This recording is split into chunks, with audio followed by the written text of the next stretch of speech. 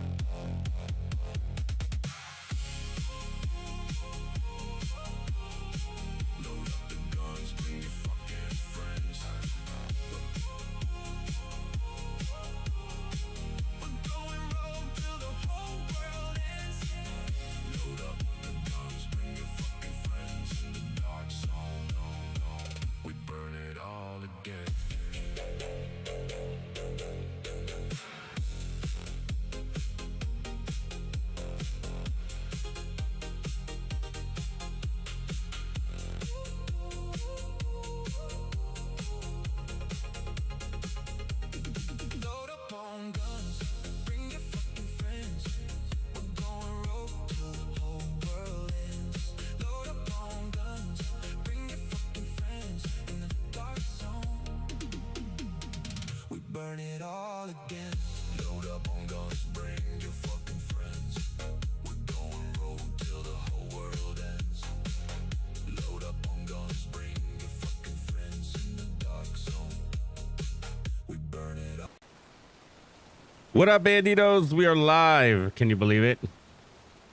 Can you believe it? Well, sort of. We're sort of live. Yeah, so I'm upgrading a bunch of hardware, which means a bunch of things broke.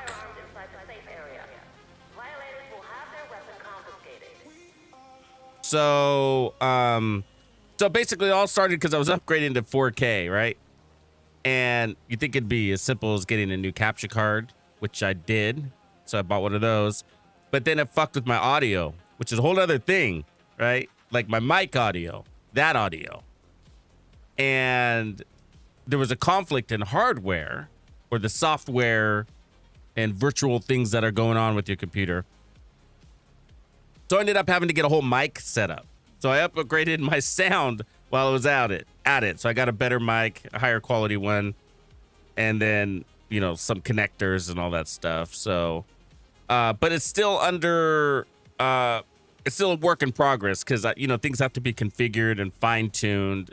And by the way, I have my air conditioner on, so hopefully that's not annoying you. So yeah, and then, you know, trying to get it to work and things were being a pain in the ass. Anyways, so it wasn't working after struggling with just the hardware for the stream. the video wasn't working. And so once I figured out, finally, it was just a conflict between the mic. I was like, fuck. So then I had to put in an order for the mic, and then I had to wait for the new mics to show up because I didn't want to reverse all my settings for the video. Anyways. And then here we are ready to go live today. And then I'm testing things. I'm like, YouTube is only getting, so I invest in all this 4K shit, and YouTube is only pushing 1440p right now. Like if you check your settings, the YouTube is only getting 1440p. So then I had to contact the software provider and be like, look, when I connect directly to YouTube, I'm pushing 4K. But when I'm going through the Restream software, which allows me to just kind of stream faster, so to speak, it's catching it at 1440, you know? And it's a known issue. And it's easy as changing the setting right before you go live inside YouTube, and which I just did. And now that we're live, the setting went back to default. So I'm like, wait, I just changed that setting. You know? I just changed that setting. So why are you back to default, you know? But I think once you kick off the stream, I can't change that setting anymore. So maybe I reverted the change when I went live somehow. So I got to fix that. But that's a simple problem. So if you're seeing 1440 today, then hopefully next time you stream, I'll have that resolved so that we're at full 4K. Either way, we're upgraded today. But now I'm having Twitch issues as we speak. So I'm not able to test Twitch because when you go live on Twitch, you go live. I can't go like testing live. So now Twitch is saying it's like intermittent, like breaking. Like streams for a second and then it stops because I think it can't. Well, first of all, Twitch can't handle the same quality as YouTube. So YouTube can go to 4K, but Twitch downgrades to 720.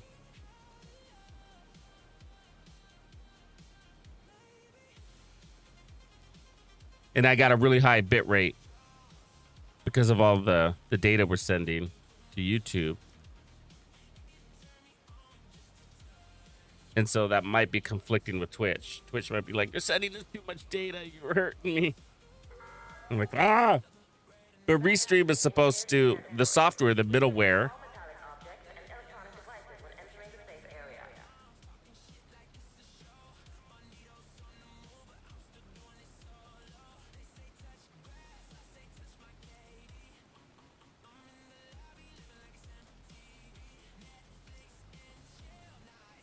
is supposed to automatically adjust the settings to Twitch. So if Twitch can't handle the settings I'm sending to YouTube, it would automatically adapt it, which doesn't look like that's what's happening.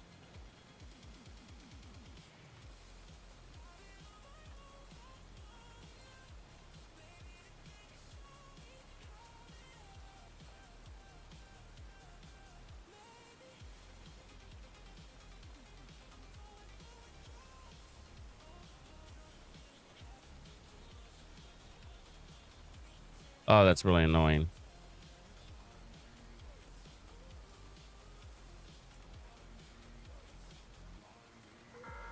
Yeah, so I might have to not stream on Twitch today and then figure out later.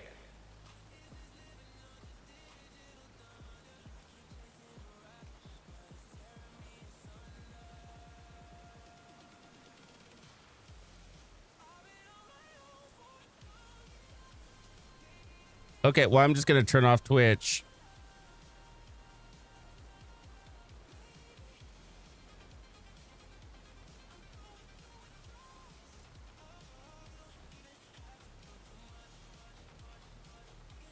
Another day of debugging. That's what I like to do. Spend my time being an IT technician. You know what I mean? Fuck. Being self-employed sucks sometimes. What up, Luna? Because you have to do everything, you know? And you'd be surprised how a whole fucking day goes by trying to fix something as stupid as, why isn't Twitch receiving a clean signal? I'm not even responsible for that. But okay, let's get going. Sorry about the delay. So, yeah, so I appreciate you guys' patience as I'm working through this, but it's a good time, right? Because we're kind of in between seasons now officially. So we got the stretch goals. So what I need to do is I need to close out all these events. So stretch goals are, you know, mediocre importance to me, but we need the exotic components. So, you know, it is what it is, I guess. Believe it or not, somehow I still haven't finished this fucking thing. How is this so fucking grindy, bro? How have I not finished this yet? I mean, I didn't buy the premium track, but still, I mean, you know, how have I not gotten these things? Man, this is fucking slow. And then, we got it. But what's more important today is we got to close out. So what I'm prepared to do is we got to close out, corrosive shell. So I only got 20 stars and we need to get enough stars, at least get that exotic cash. You know, I like to play these enough to, I mean, this is a fun event, but I guess I just have better things to do. I don't know what that means. You know what I mean? What up, Loki? What up, Sick? What up, Yoke? How am I saying your name up there? Yokaver? Yokaver? Yo Shevid? Yo Shevid? Oh man, you gotta help me with that one phonetically, bro. Yo Chevy D. Maybe that's what it is. Yo Chevy D 83, which would rhyme. It would rhyme. Yeah, so I think that's what I'm doing. You know. This is the deal that I got going on here. I wanted to try Pressure Point instead of Frenzy. Frenzy's good, obviously, but since we're already getting that RPM lift, I figured, you know, it's all the same. It's all the same. Double LMGs. Yeah, I think what we discovered, so I've only played one session of this, and I think what we discovered was that you're so fucking strong, it doesn't matter what goddamn build you run. Just as long as you have a Banshee pulse. Do you guys agree with that? I mean, we can get all creative for this fucking event, but you're so goddamn strong, you don't really need to. It's just like, okay, well, what's the easiest way to get status effects? That's the only thing I'm thinking about right now. But unless something's changed.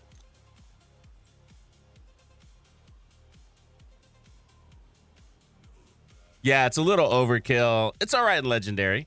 It's all right, I find. But yeah, in the easier content, it's like, where'd all my ammo go, right? Did I have the event turned on? Let's double check that. And let's try to do priority objectives while we're at it. And anybody's welcome to jump in on me. But I need that season XP, if you know what I'm saying. So I don't, you know, there's not shit for escalation farming anyways today. But Eminence Armaments isn't bad. So if I do anything, and that's still on the map, I'm going to be doing that. What am I doing that master mission again? Play it before we forget about it.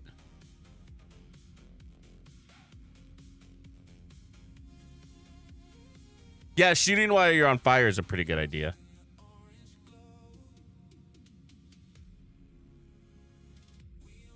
But with this one, you kind of want to keep your distance, don't you? Because that explosion is pretty annoying. Hazard protection in general is probably a good idea. Probably overkill. Because we never died from the fire. It was just annoying, right? Let's do a priority objective too. So make sure we got that going on. Complete one dark zone. No, even though that's easy, we're gonna skip that. Here we go. No, I don't want to go to Manhattan. See what this is.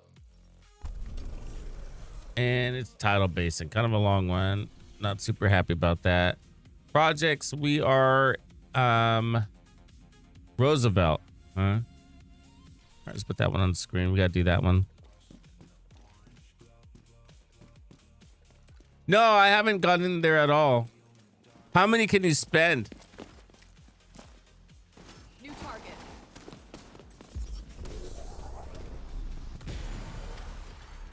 You are now group leader. What up, Ty? What up, Sapper? Group leader.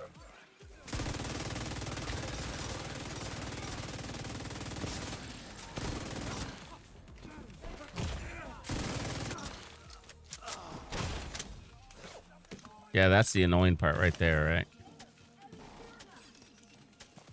I mean, you can still hit fire, but it's more about you're constantly using your fucking armor kits.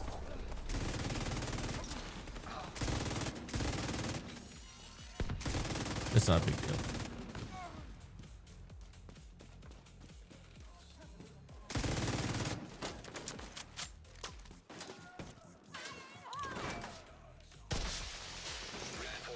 I also like this because I could just skip the reload altogether.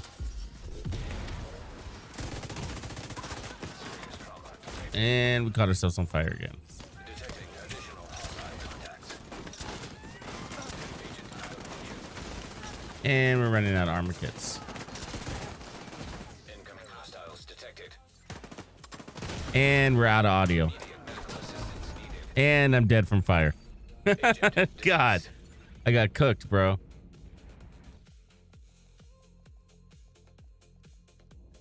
Stand back, I guess, huh?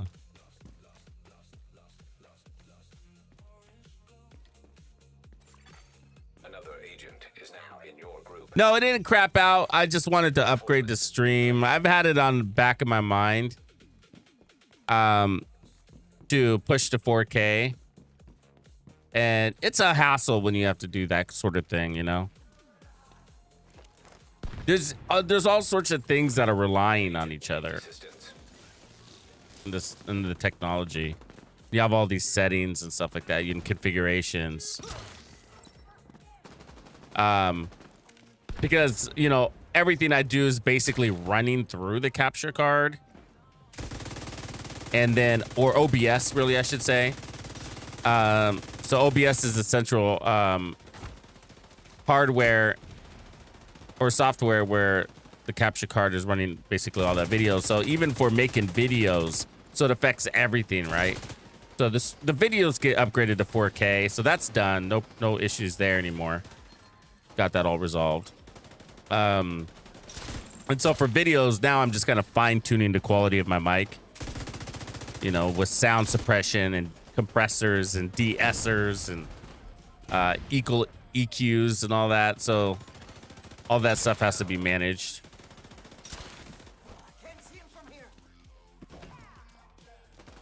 So that's usually the holdup. It's not so much the cost. I mean, the capture card itself is like, you know, 180, 190 bucks.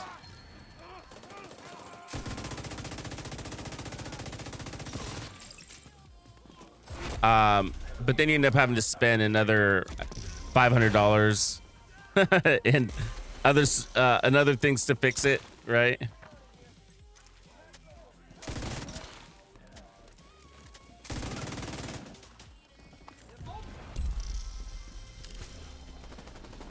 Which is basically what I ended up doing. So because I had to buy a new mic, you know, those aren't cheap. And then I bought an XLR mic, XLR, which is basically a type of connection. Cleaner sound, less interference. Additional hostile contacts. It's like what podcasters use.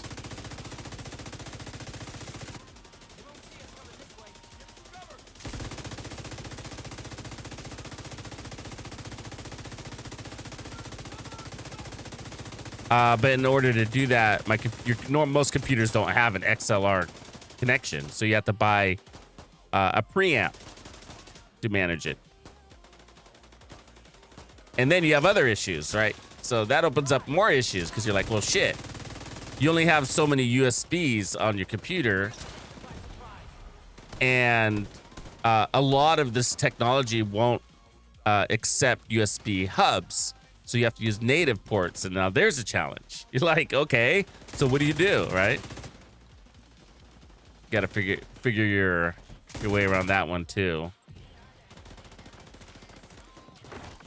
So I got to reorganize all my cables. That was exciting. Exciting. And then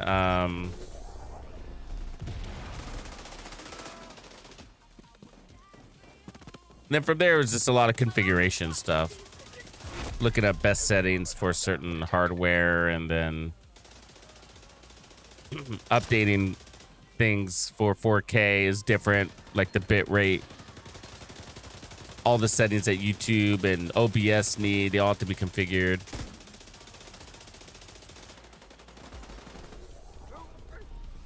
And of course, the research into all the shopping too was part of it.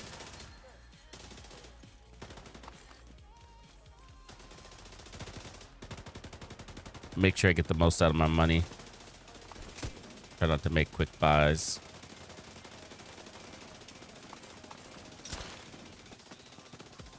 I was thinking about the KSG. I was thinking about that too.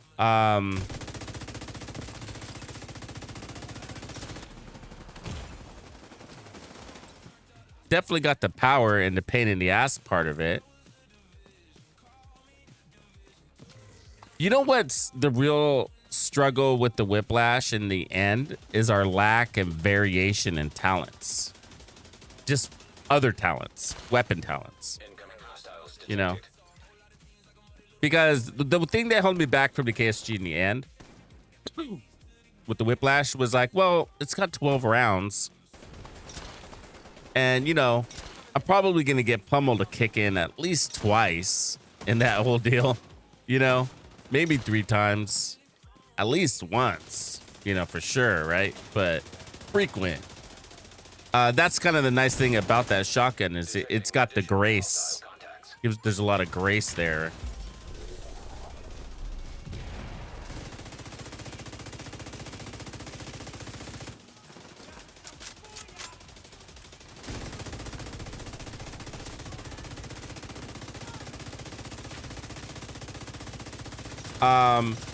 And so either way, you don't, like I said, close and personal is better than pummel from a consistency and freedom to reload whenever you want.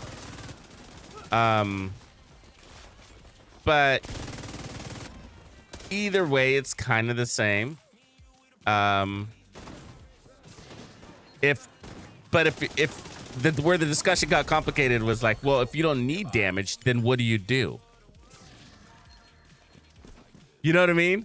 Because if you don't need damage, because you know these shotguns are so strong, just on an average little Hunter's Fury build, they're one-shotting things pretty fucking consistently. Every now and again, you got to put an extra shot out, but you know it's cool. And so, what do? You know, well, what other talents are there? I mean, nothing really, right? You got like preservation, basically, and that's it. But you're running so much bonus armor and armor on kill, you're not really getting much mileage out of that either. And so that's kind of came down to my problem. It was like, well, fuck it, I might as well just run pummel because there's nothing else. But that's just the only thing that held me from the KSG. But technically, if push come to shove, close and personal would be better with the Whiplash.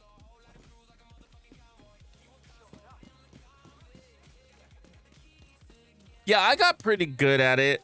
I mean, I am running with the swaps. I am running an elite controller, and that seems to be pretty good.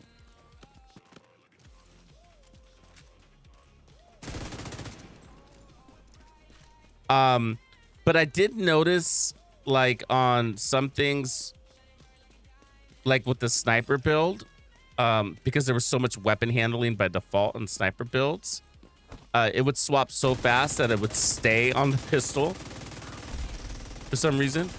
I don't know what that was about. But like I swapped, I know I did, and you just kind of get stuck on the pistol.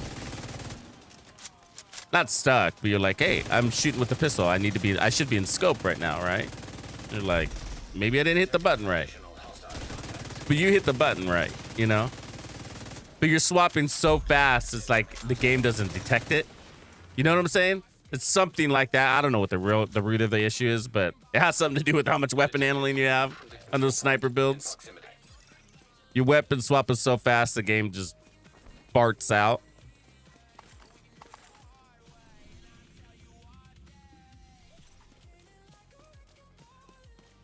Yeah, they're naughty.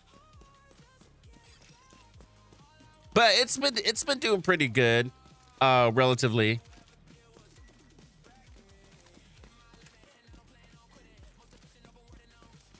It's mostly about getting that good quality double tap, right? The one back is obviously easy. But where it does get clunky, this is where it can get clunky, and this happened to me once with the shotgun build is when you have the shield up. Because some of it's a muscle memory thing, I think. On how fast you're tapping over and back, right? Over and back, over and back, over and back, over and back. And the shield will fuck with that because it slows down all of your handling.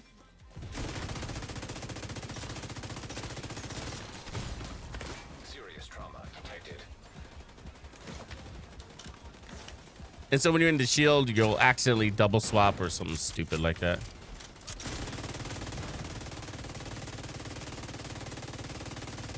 You know, doing anything with the shield is already fucking clunky. And then add a double swap in there. You know what I mean? That's a sure shot way of getting you killed.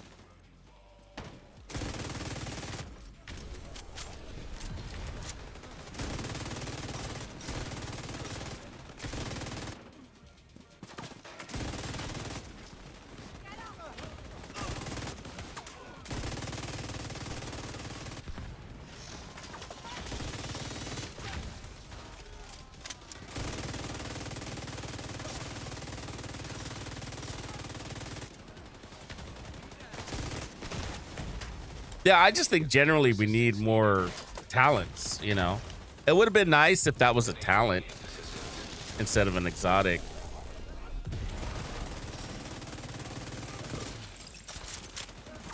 I think back and forth was a great addition to the game, by the way. Coming in very handy. 10% RPM isn't game changer, but it's free. It's like running another salvo holster. And depending on your build, that could be pretty kick-ass.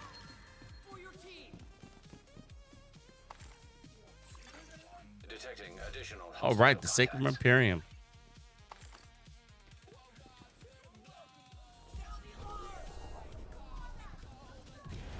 Yeah, but can you guys believe we're gonna be spending more time in the DZ in just a couple of weeks?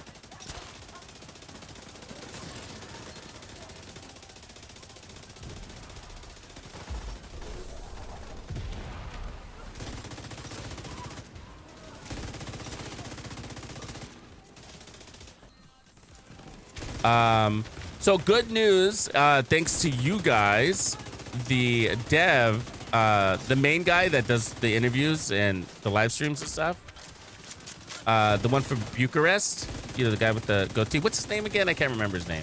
Was it Andrew?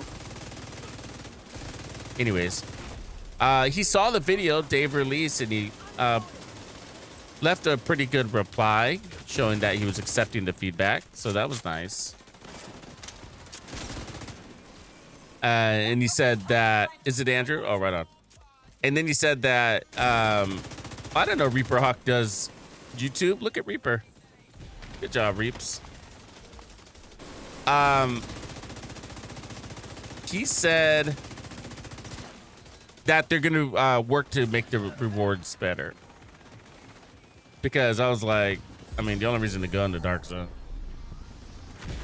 is to get that DZ exclusive loot or exotic components, right? I mean, the best thing they could do is make it an exotic component farm of sorts. God, that'd be sick. Intel suggests the enemy's planning to hit 2 districts at once. Get ready, Agent. So, you know, we don't want to make exotic components too easy. Then it like breaks the super grind the game is intended to have. All these games have one of those, whether we like it or not, you know.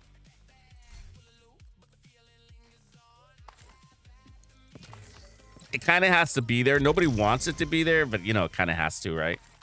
Because if it wasn't, you just end up destroying it. The game, and you're just like, what do I do now? Kind of do that anyways, right? Should we do Roosevelt on Legendary? You guys ready for that?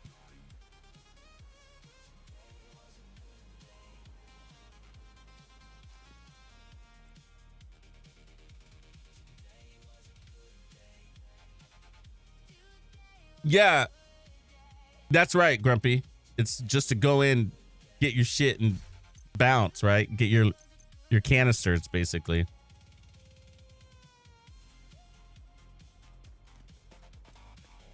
You've got your objective. Don't let anything stand in your way. The replayable loop. I tried to get that into that video, which is like, look, we're just doing landmarks, and be like, Tux, I know that it's easy to say, Tux, what are you talking about? That's all we do. It's just like the open world, right? It's not, though. The Dark Zone is empty. It feels like you're playing like an alpha version of the game, right? There's nothing there. It's dead zone.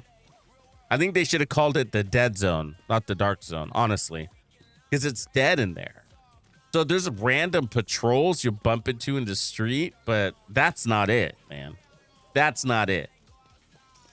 Like if you've played the first Descendant and their open world map, that's all they have too. They have these little landmarks with a few random roaming patrols, you know?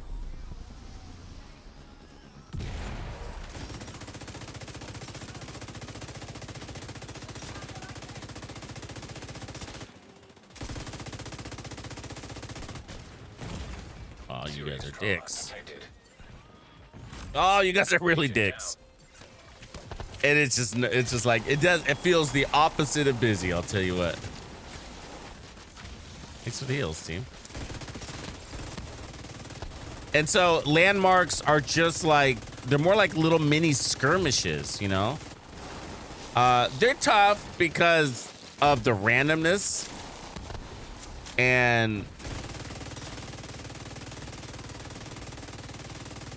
the confinement is another thing. But you could also go in there with a few like lady death builds, like a lady death build, and just run around in circles and just kill everything, you know? You kind of get used to it, but if you're not used to the Dark Zone, the territory's foreign, so that alone is going to make it a little more difficult. It's foreign.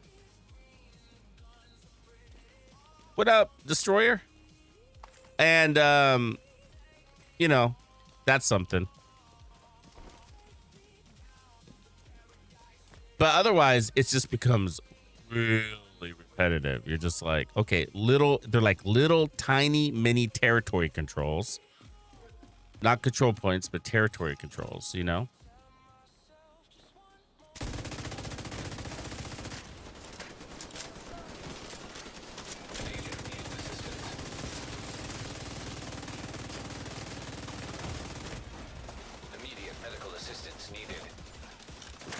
And, you know, after you do so many, you're playing the same ones over and over again, right? You're literally just going back and forth from one to the next. You do them all. It'll be like 4 or 5 of them, 5 or 6 of them. And then you go back and play them again. And they're like, oh, yeah, that sounds like a open world looter shooter. Sure does. It does. But it's just different in there. It's a smaller zone. It's like even in the east one where it's a lot bigger, it's still smaller. So it's like playing just one of the zones. It's like doing just the east small over and over and over again. And the East Mall is going to have other territory or other events as well. Even if you're only doing control points in the East Mall, you're still killed myself. You're still going to have roaming. What do you call those? Resource convoys and rogues and other stuff like that. So. And I kind of broke it down in my mind. I was like, well, why does it feel so dead? And I was like, well, it kind of has to be, right? And I was thinking about these other PvPvE, thanks, Ty, events that we play. Oops, it's not going to work on you. Games, not events. Like Arc Raiders and Marathon. And you have to make sure you have the room for PvP engagement, because if you always have enemies breathing down your neck, then you're not going to have any good PvP fights. It'll be sorely missed. So they have to have the dead zone be dead to a degree, right? And every now and again you'll be third-partied, but if you have too much third-partied, it's like, man, I can't get a good fight because I keep getting killed by the AI. Boo. So that's why you can't just take the dark zone and convert it into a PvE map. That's why they have to build activity in there, which they did for Resurgence. And so I think you can do it, and Resurgence is a really good example. They got a very nice dark zone, and that still has PvP, but even if you take that out, there's bosses, there's contaminated zones that are like a little bit more challenging. They bring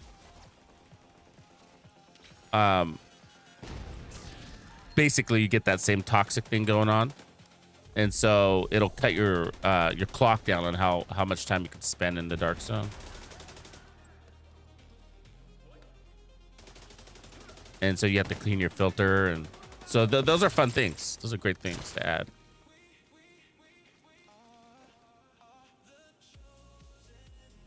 And so they did a good job in there, but obviously when they create these things that are intended to just be for a season,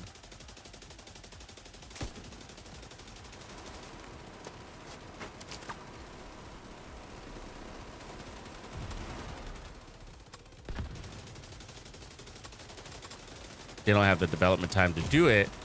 And so that's a great excuse or reason, but either way we get the same outcome, which is something that's just not enjoyable for more than a day. You know what I mean? I mean, it'll be fun and exciting for a day, and everybody's looking forward to it. A lot of people want to play in the dark zone, and I do too. And then you go in there and you're like, man, that was a good day. Now I don't know why I'm gonna go back. And the bummer about that is we all remember what it felt like to have the companions, right? And that was a bad season, bro. It was a bad season.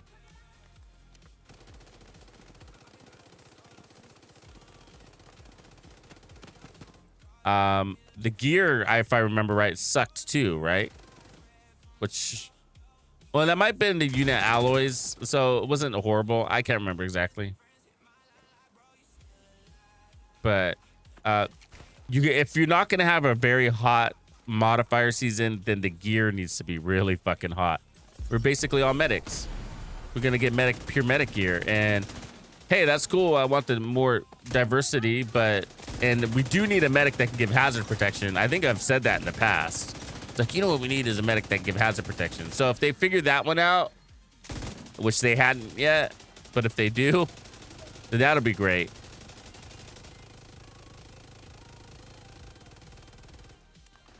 That'd be a nice addition to get hazard protection from your heal buddy, especially for escalations. But otherwise, we got, you know, more powerful versions of the healer talents that we already have, and which is nice, but I don't think we'd really notice if we didn't have them. You know what I mean? I don't think, you know, because that stuff is just, it's already working. It doesn't really need to be fixed or even stronger. And, you know, I'll take stronger, no doubt, but I'd rather have something else is the best way to put it. The new assault rifle's cool though. I mean, it's not like OP or anything, but like if you got a real OP build, then slap that thing on there and just get a little more heals. Or just run in the assault rifle with preservation and put your own mods. Clouds and sounds coming in hot. Thank you, Cloud and Sounds. A lot of S's in there. Clouds and sounds.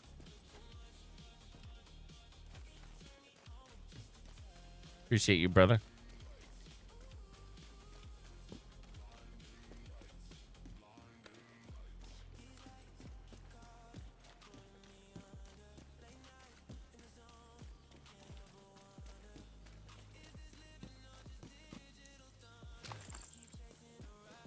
Can you guys hear my air conditioning a lot? Can you hear it? Pretty close to me. It was hot today. Right on, Reaper.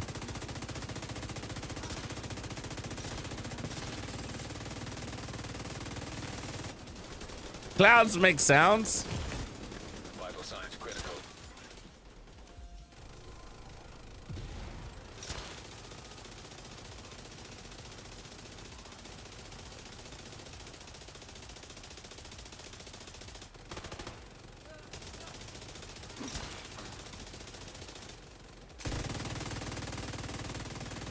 An agent needs assistance.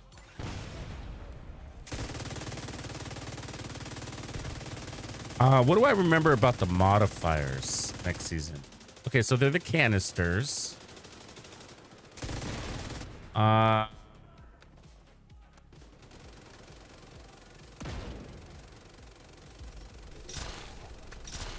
don't remember now.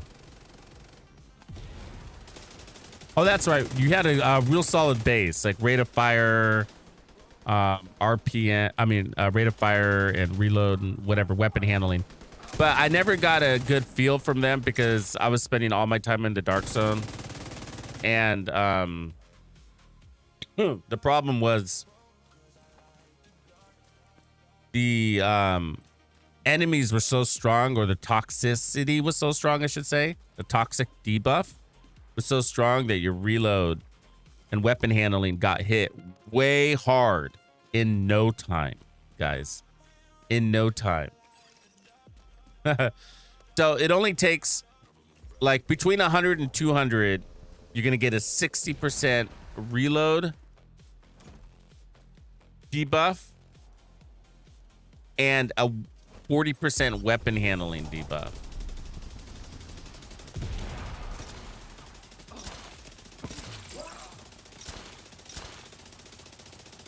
And so your reloads just get so bad, like it doesn't feel good. And so we looked at the stats, you know, from the patch notes. We're like, man, those are really aggressive stats. We're gonna be so strong. Which in the rest of the game, it'll probably feel pretty good, but in there, it did not.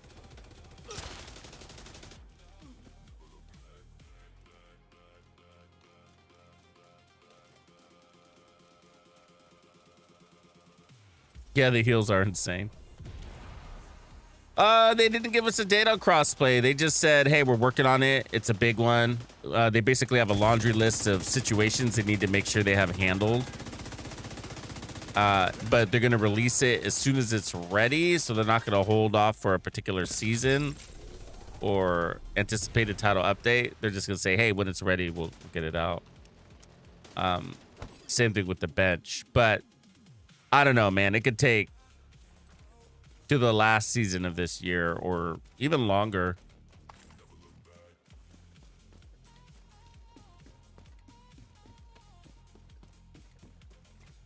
So the last season of this year would be the one that runs through March. If I'm right. Does that mean kicks off in December? I don't remember. The dates get all misaligned because you have to look at a calendar. Because they add these little special events. They push our dates out. These like 1 month seasons. And so if you think about that, what ends up happening is our calendar season or our game season, we'll call it, doesn't align with their fiscal year anymore. So before the seasons at one point did. So March is the end of their fiscal year, and that would be like the end of one season. But now, just without doing any hard calculations or anything like that, just top of my head, I think the seasons are going to run into the following, not only the following year. So naturally they would run in from into 2027 because the fiscal year for them goes to the end of March. And so that means you would roll into the next year naturally. But now it's going to go even beyond that because we had the 10-year anniversary celebration event. And didn't we have something else too that bought us a month, or is it just that? I can't remember, but annoying, right?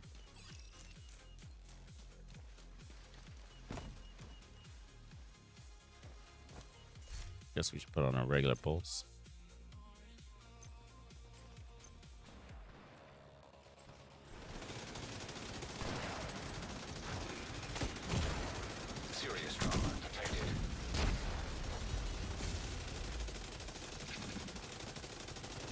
It is what it is now, though, right? What are you gonna do?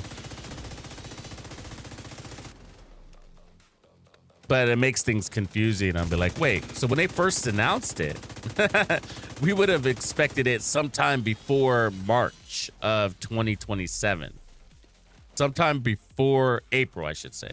Anytime before April would be on time, according to their announcement.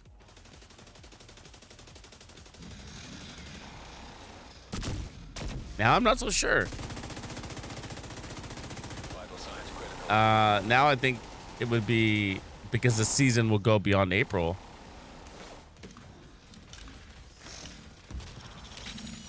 Maybe it'll be anytime after before June.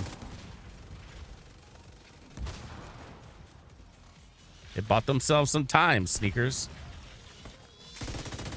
Yeah, I always look at these anniversary events, these gap seasons, as a stealth nerf to some delivery. That's how they've been in the past. Hey, congratulations, we're putting out this big thing. You'd be like, you guys know they just delayed the Brooklyn DLC by 3 months, right? And they didn't mention that. They didn't announce, hey, we got good news, but they forgot to mention the bad news. Like usually the other outcome.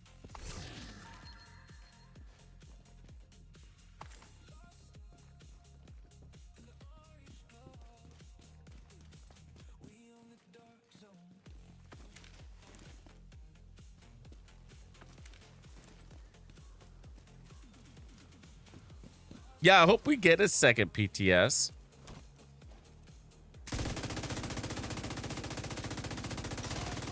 We're anticipating one for sure. But yeah, don't look over there. Don't look behind the curtain, right?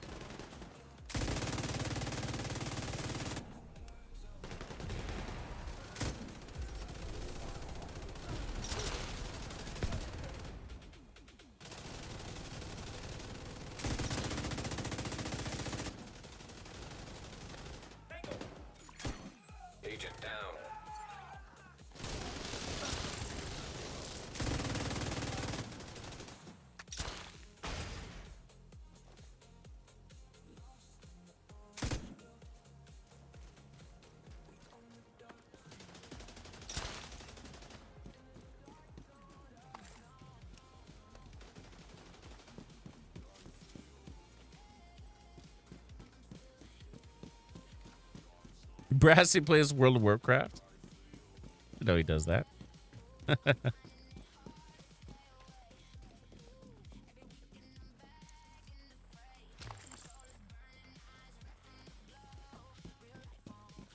I've been playing a little bit of First Descendant on the side as I was working through all the tech stuff.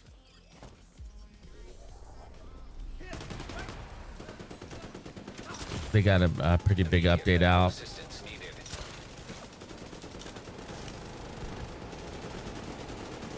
The onslaught mode is a little bit better than what was in the test, the beta. So they did a good job on the delivery. It's a pretty clean delivery.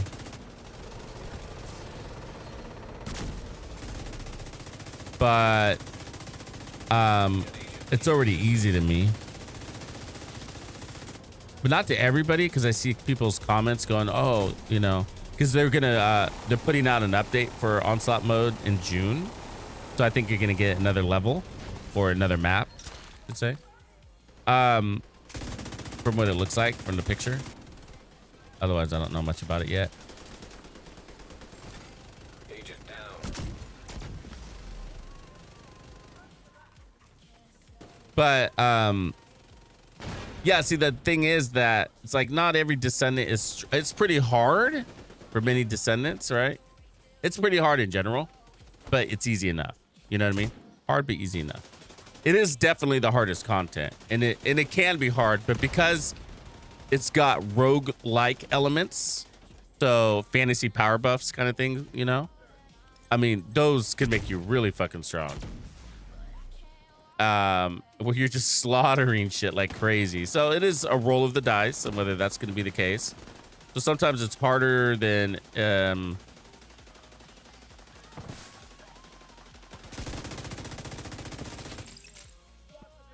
other times, I guess. But overall, it's you're going to get a decent amount of buffs, enough to make it pretty easy. Either way, with that in mind, you're not going to just go in there with any descendant. You know how we know some descendants are just weaker than others, of course. An agent needs assistance. So you're going to go in there with your best descendant, using your best build, and Agent down. and if everybody's doing that, then it gets very easy, right? It feels good though. It's fun. It's engaging. Serious trauma. But my point about it is not whether it's easy or hard, because it's hard enough to be fun. So that should be, that makes it a good deliverable, in my opinion. The, I guess the problem is that it's still this, it's still that same thing. It's just like, you know, well,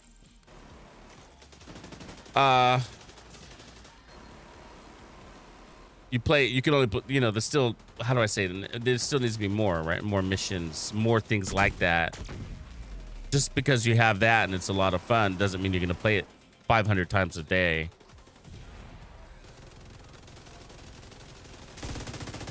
I mean, runs can be as short as, you know, 10 minutes, 15 minutes. They could take longer too. It's a good game mode though, but you know what I mean? You can only do so many of those runs. And so then you're like, okay, great. So we got this. I guess I'm waiting for the next, the next patch now, because I'm already kicking its ass with my strong descendants. And then I'm going to be running these other dungeons over and over again to try to get the materials to craft the other new ultimate and whatever. And that gets fucking dull and lame faster than anything. But I guess if you were a new player, though, you'd be in a good position.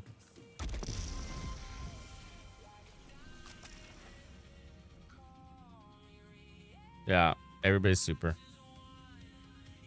All right, let's see where we're at before we pick our next engagement. I guess we gotta do Tidal Basin. This is going quickly. But I'd like to turn off this purple shit You guys don't want to, so let's we need a few more stars.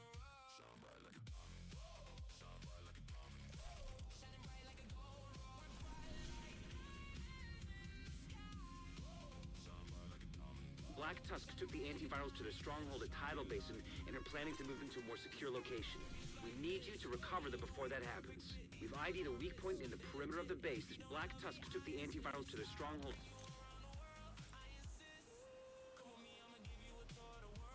Yeah, I heard people talking about it. I heard the chatter. It's 20 levels. Okay, I wasn't sure what the cap was. I asked. I'm sure you guys answered, but I get lost in my own chat. It gets all very confusing. Oh, it's 50 levels. Oh my god. Am I gonna fall asleep opening all of those caches? Because I fall asleep just getting enough textiles for like one exotic cache.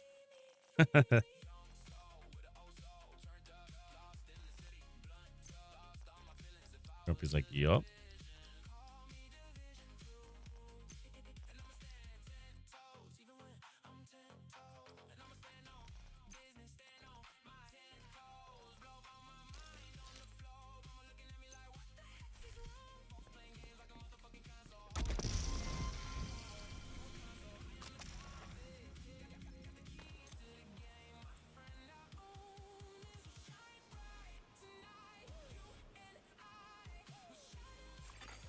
Civilians in distress. Oh, the real problems of hardcore gamers, huh? These are real problems, people. And put on Frenzy. I'm kind of bored of this.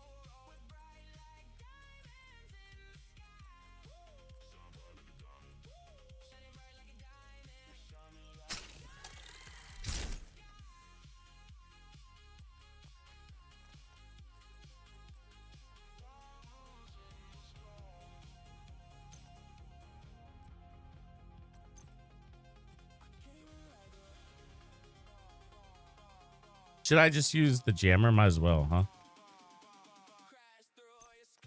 Even though it won't work as well as the Banshee Pulse on NPCs, at least it'll take care of tech too. You've got your objective. Don't let anything stand in your way.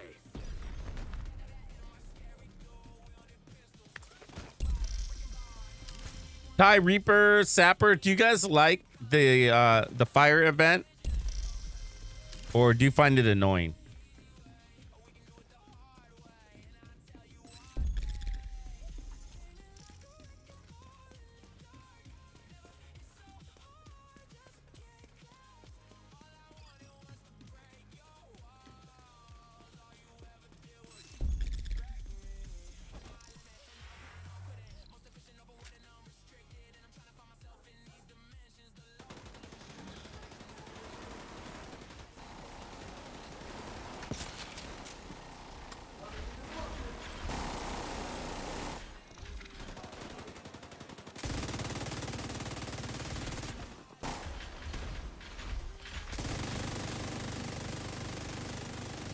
An agent needs assistance.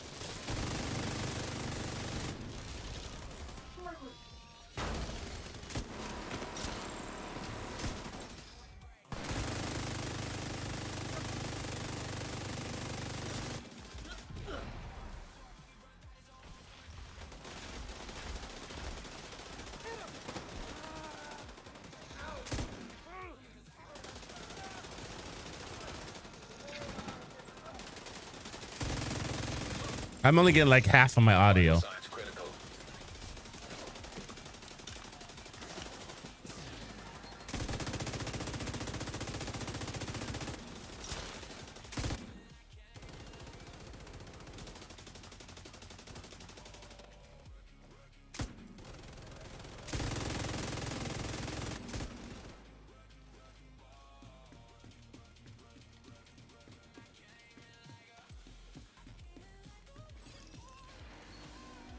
What do you guys think if they went in, if they kind of went back to Gear 1?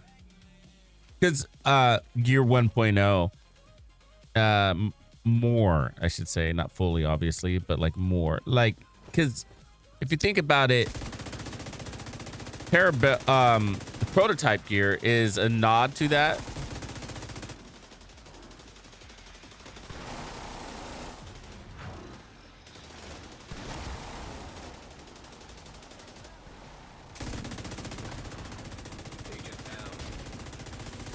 You used to have talents and passive talents, and they would be able to be on, Jesus dog, on all of your gear pieces, all 6. It was pretty, I liked it. It was a little hard to keep track of though. We had a damage, more damage to elites instead of damage protection from elites. We had more damage to elites. And you could have that stat on every piece of gear.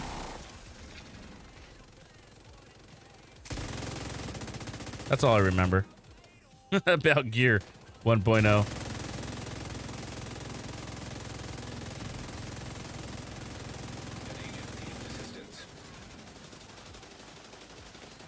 You guys are kind of a pain because they're a little far out. We might be better off with the...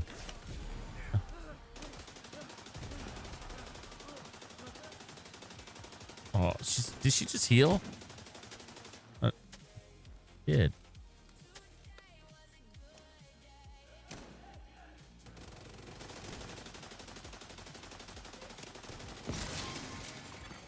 Agent down. We got to save a tie. Mission, save tie.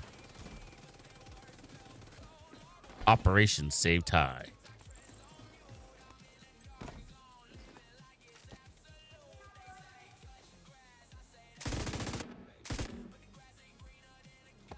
God, being caught on fire all the time kind of sucks, huh? Why you die, bro? Signs critical.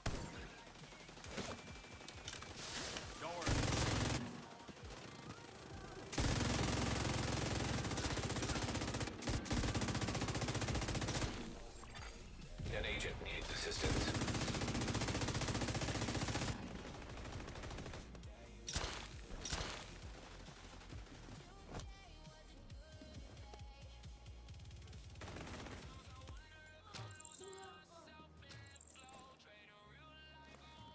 Oh, apparently they're coming.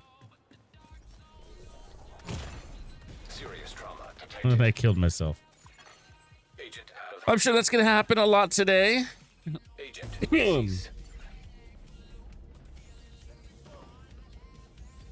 Yeah, Ty's not good at dying. She doesn't die a lot. I'm trying to show her the way. Agent down. You had to die like a man.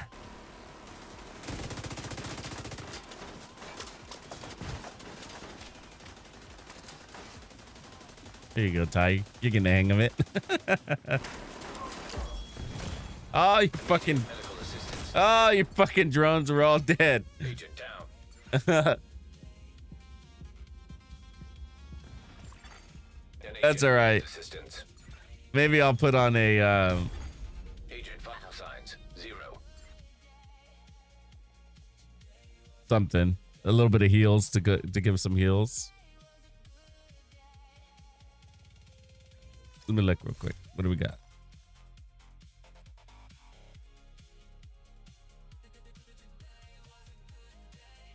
I could put on refactor. It's cool with that. Little refactor.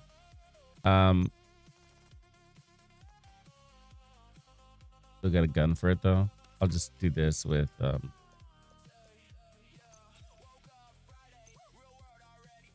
all the same. Fuck it. Think. All right, we're good.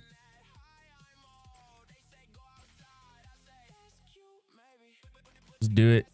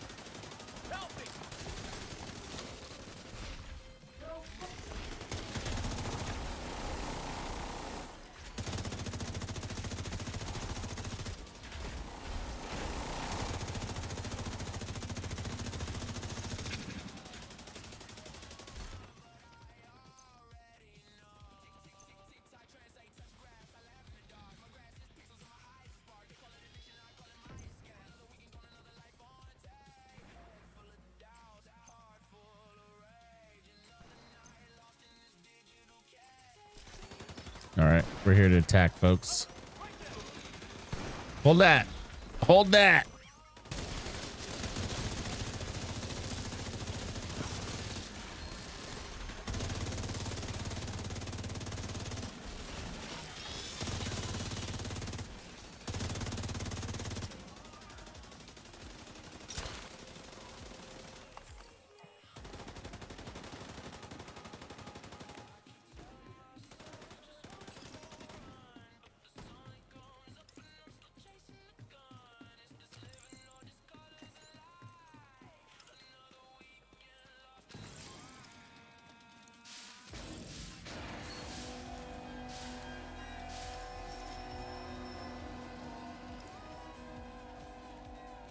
Go get those drone ladies.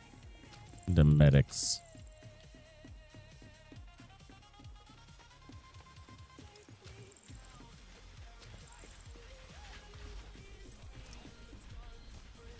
Weapons free. Weapons free.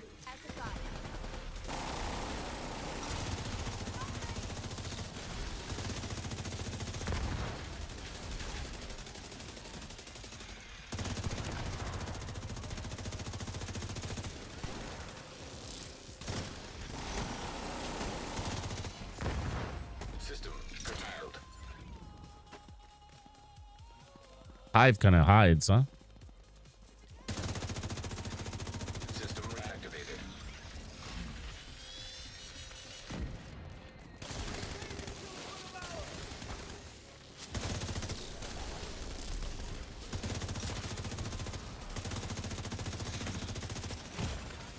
Serious trauma detected. Ah! Damn you, lady. Agent incapacitated.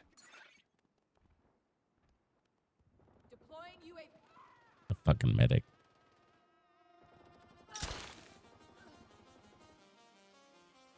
Shoot that guy turret, the one that's standing right in front of you. That's a good target.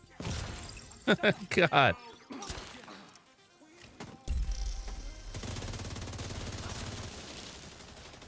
Sitting there thinking about it.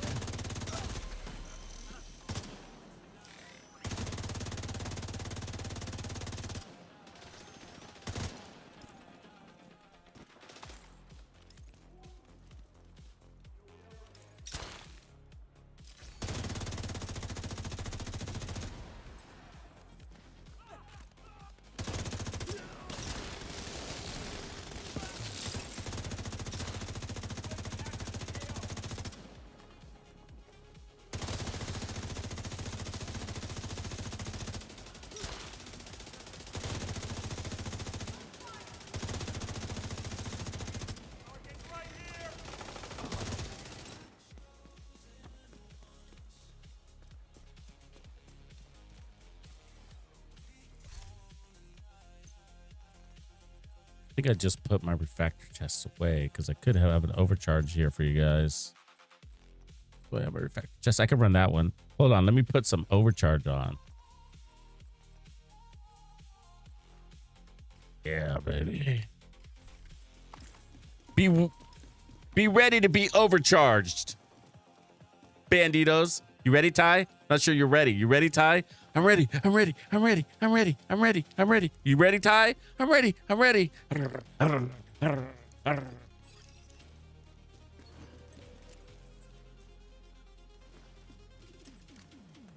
Here, hold that.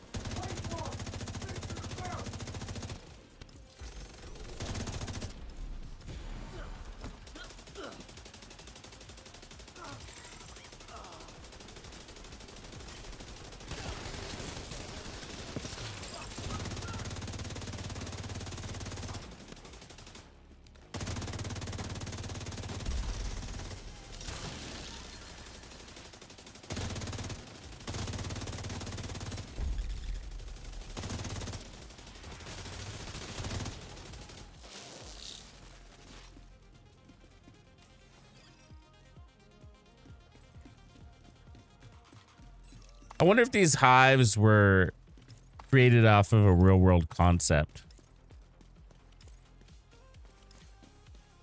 How would you get them to fly? They spin really fast?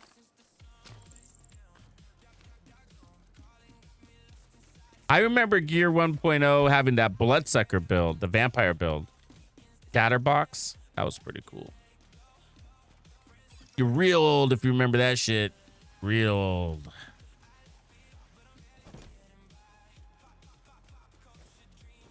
Where's that purple tank that's usually hanging out there? God knows which one.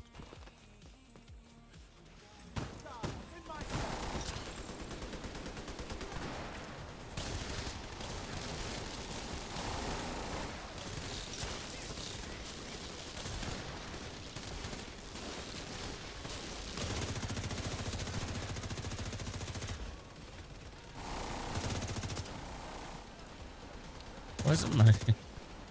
Is it that it's silent? Why is... Oh, I see. All right. He struggles with that target. Gotcha, bro. I'll get you. Hold on.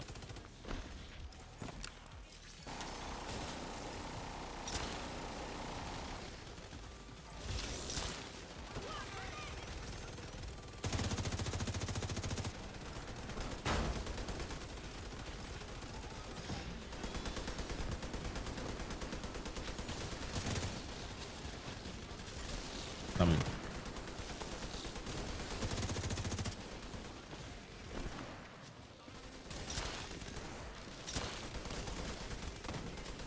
Where are you, lady? Vital signs critical. Ah! Go away! Fuck! It's always the rusher. Agent killed.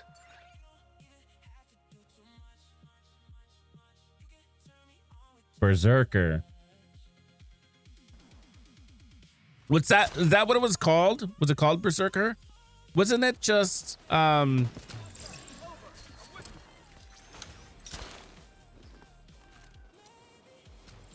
Clutch and Bloods? No.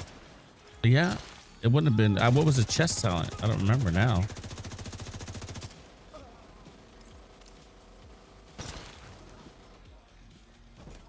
Maybe it was something called Berserker. I like the sound of that.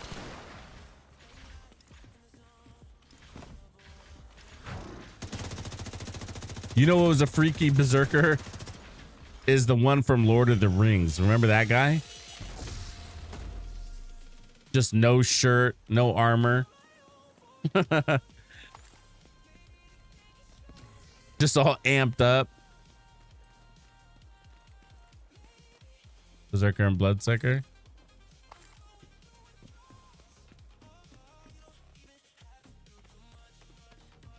Clutch was on the gloves. Weird. Yeah, I remember as long as you were critting, you were healing, and it was crazy. It was such a fun build. I remember doing it, using it here on this mission, actually. The last known memory. Also, the Dodge City holster was sick back then too. It had that free reload feature in it.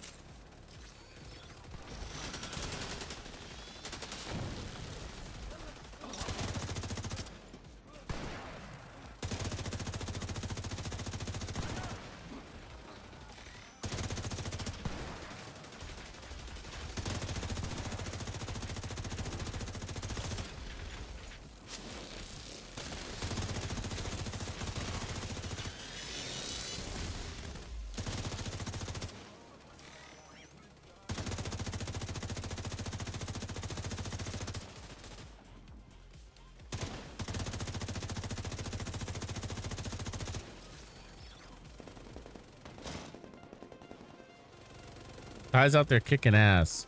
How are you not on fire all the time, Ty? What the hell? Yeah.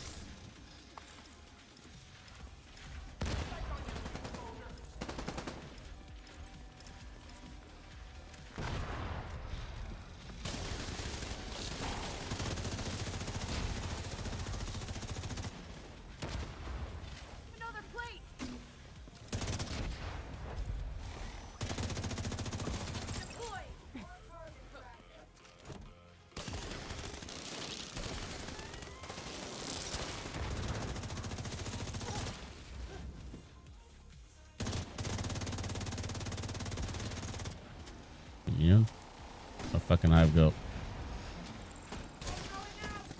Ah! Immediate medical assistance Ah! needed. What was that? Eat that, drone lady. You get a nice heal. What do you guys think about the buffs they made to all of the, not all of them, but some of those passives, augments? I thought they were pretty good. I haven't thoroughly tested them, but I noticed them.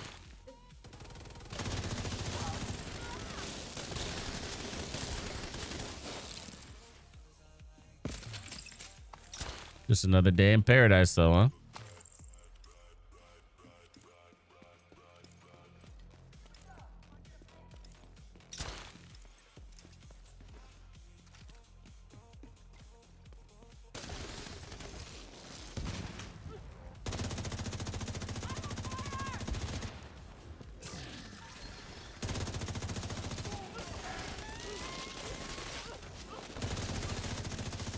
Burn it.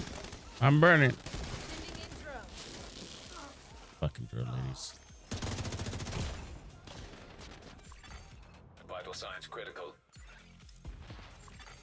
Agent down. Tux down. Tux down. It hurts. It burns. It burns.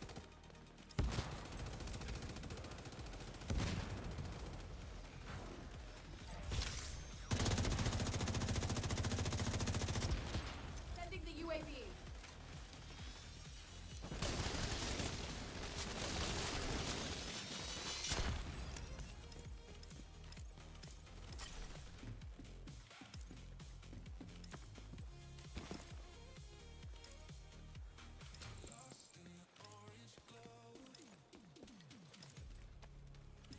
Yeah, the Sure's a really good one, Rising. That's a really good one.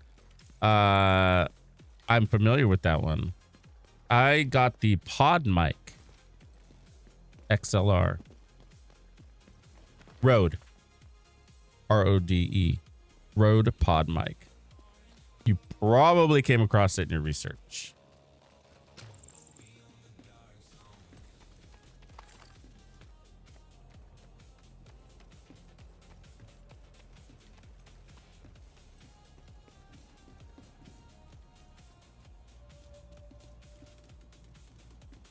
Yeah, I ended up getting the XLR one. If I got the other one, there was another one.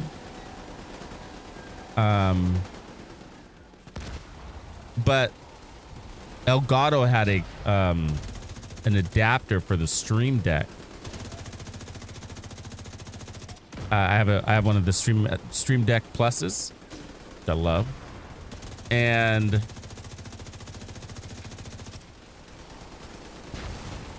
the adapter allows me to plug my XLR into my Stream Deck. So it's the preamp is now part of my Stream Deck, which is sick, right? And so by doing that, it saves me USB hubs, USB space. For one.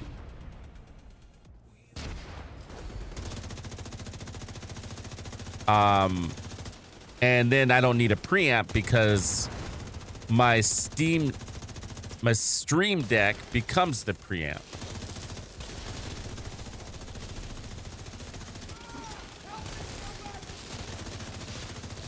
And so I can manage all of my audio through Steam Deck and of course Wave Plus, which is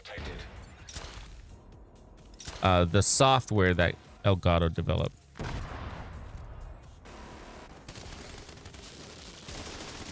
Pretty good on its own.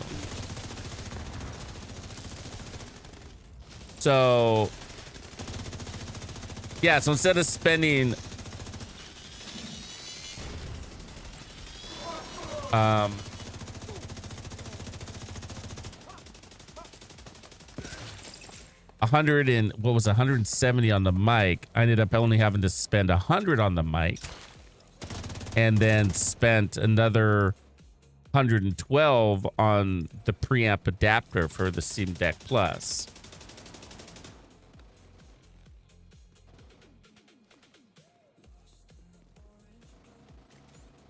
So I ended up spending like $15 more that way, but it came with just a bunch of convenience.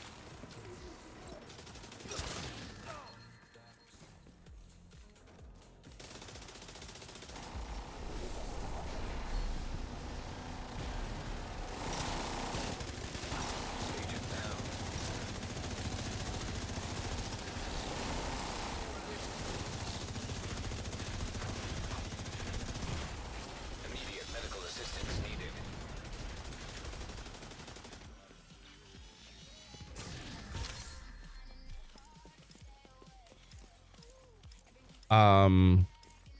Because I get to save the USBs mostly.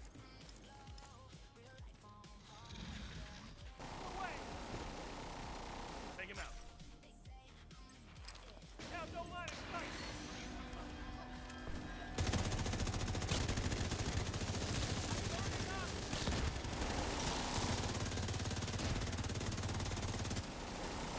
Can't remember what else I got out of that deal.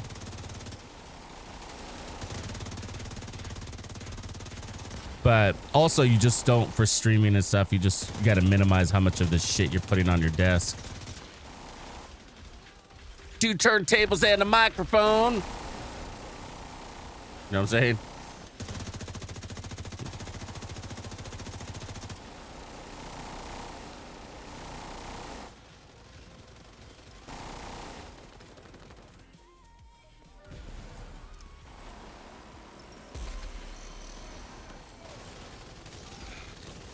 Because I do plan on getting DJ hardware too. Assistance. Oh, I got so much on my plate that I want to do. So I got to make sure I have some room for that too. So less preamps and all that shit, the better.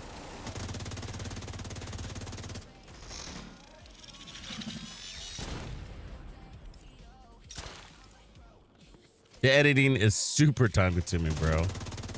That's why some people just don't do it. I mean, look at that DJ Tickle dude. He doesn't edit any videos. Just saying. Some people just decide not to edit. It's an option.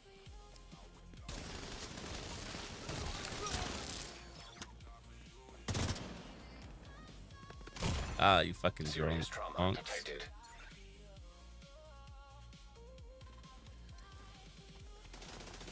Oh, I didn't realize there's a chopper drop in the back there.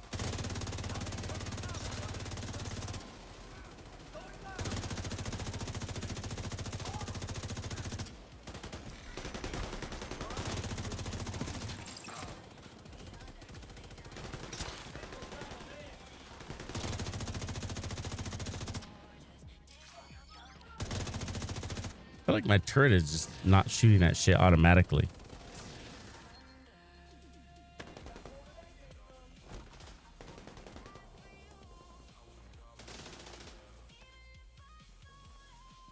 Yeah, clip editors.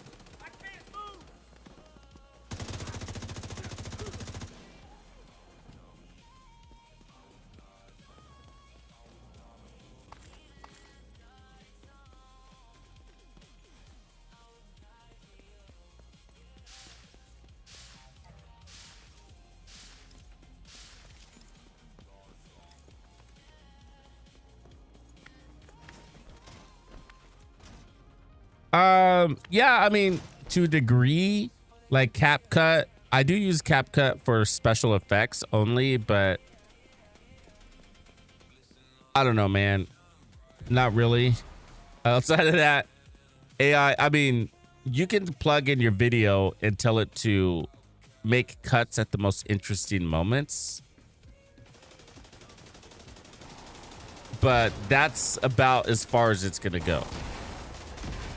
And so it's just going to determine, you know, like, is he just standing there or is he shooting at shit, basically? That's the difference, right? I don't know what's interesting and what's not to an AI's watching a video thing. But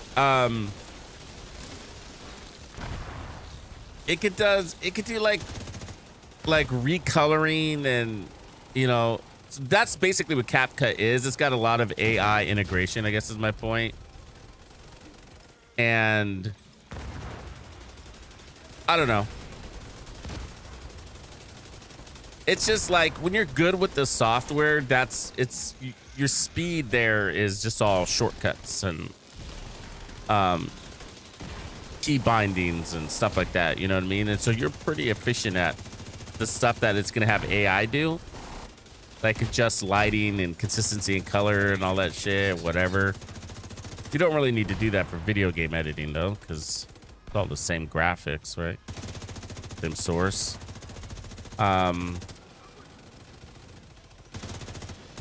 Your audio is usually in tune. You don't need to redo that every video, right? Once you set it for your microphone, then it's going to be good for your videos usually. But you could do 2 different settings, but you wouldn't need AI to do that for you. So it just can't make the level of decisions that you would want it to make, which is like, okay, great. I don't just need interesting cuts. I need all the cuts related to X, Y, and Z, right? Because I'm making a video about X, Y, and Z, and it can't do that. It can't be like, okay, I'll go look for every time you got an exotic to drop. You know, it can't do that, right? And so you're gonna have to go. That's the hard part, right? It's not the editing, it's the labor that comes with it. You have to scrub through all of your footage, bro. Hours of gameplay footage, right? And so I don't use much of streams, because that's like 4 hours of scrubbing through shit. You know what I mean? It's just easier to fucking log back into the game and go play for a half hour and get that direct footage that I need, you know, whatever it is. If I can use stream footage, then I will, but it just doesn't happen very often.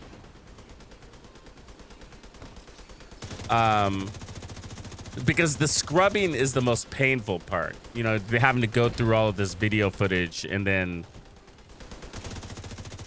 you're like, okay, yeah, it's in this file, it's in this file, it's in this file. And then you have to scrub through it again. The reason why you have to scrub through it again is because, okay, so you found the relevant file, video that's got the footage that you need in it, but now you got to load it into your editing software. And then when it comes time to use that clip, you have to find it again in that file that you downloaded in your software. You know what I mean? Scrub through it again, basically. You have to scrub through it again.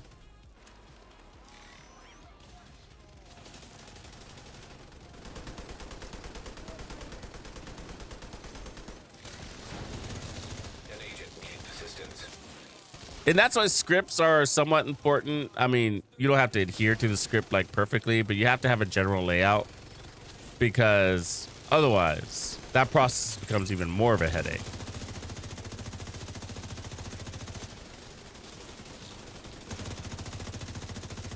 I mean, if you're a news channel, then you don't need to worry about it, right? You're just playing whatever background stuff.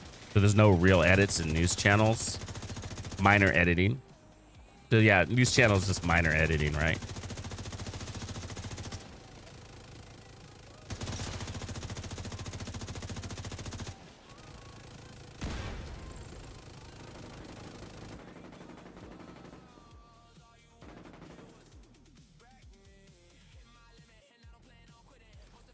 With all them scribs, fucking scribs. Yeah, but I mean, I suspect one day AI will be able to do it. They better. I'd be disappointed if it didn't. Where's my fucking life? Here you go.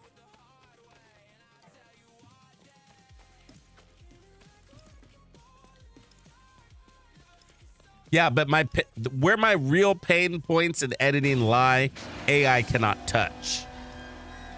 I can't even hire out for it. You know, because if I hired out for it, the person would have to have, would have to meet me at level with my creative direction, you know? And I like having creative control. So I don't like farming that out. We don't all have the same style, if that makes sense, you know? That's sort of your brand. That's sort of your personality. You know what I mean?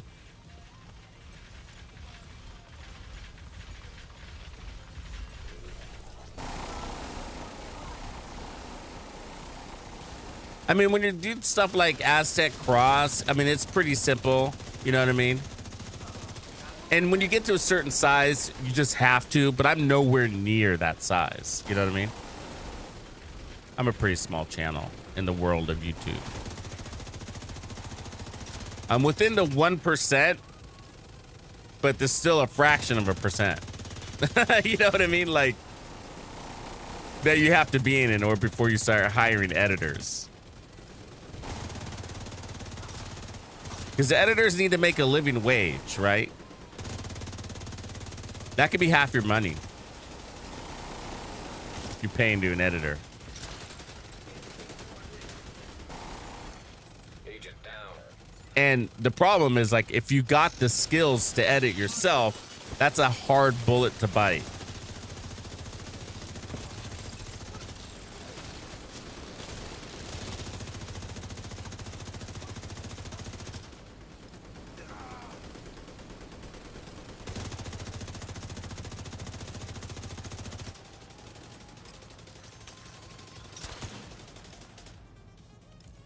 So yeah, you kind of in your, it's this weird little tough place, you know, as a small content creator to be like, it's a weird little tough place. So it has to be software in order to be affordable or to make any sense.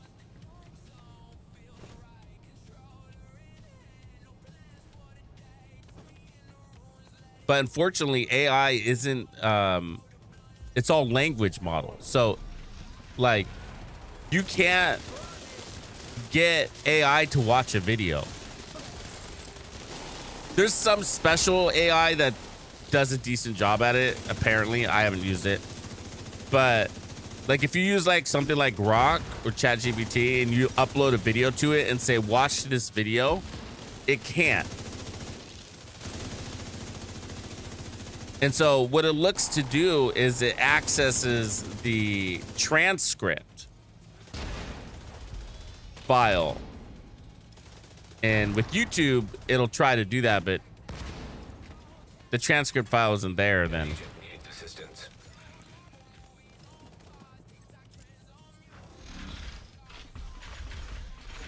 got nothing. Oh shit, right here.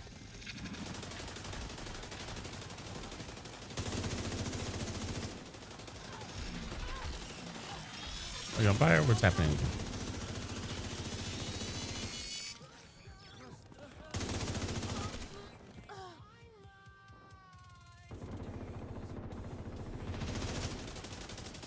This last room might be a big pain in the butt, huh?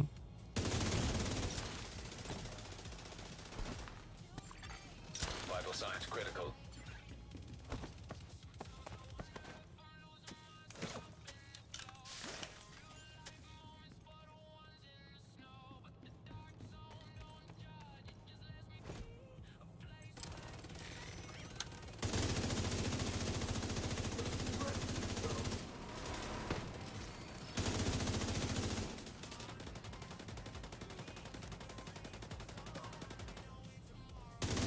And it failed.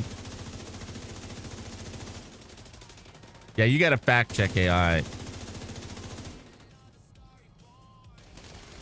It's also a people pleaser, AI, so you gotta watch out for that too. It could tell you what you want to hear.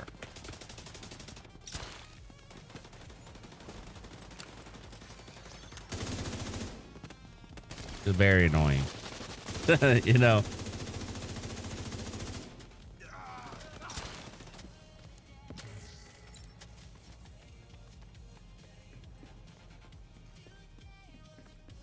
But you can get some advanced shit, like if you are willing to like run it locally and stuff like that.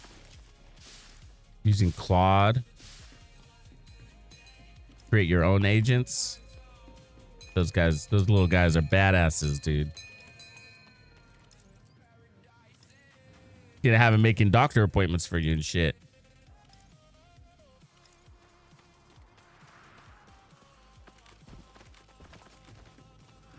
Yep. But it is a nice little tool for the average Joe, right? Like my wife uses it for average shit, you know.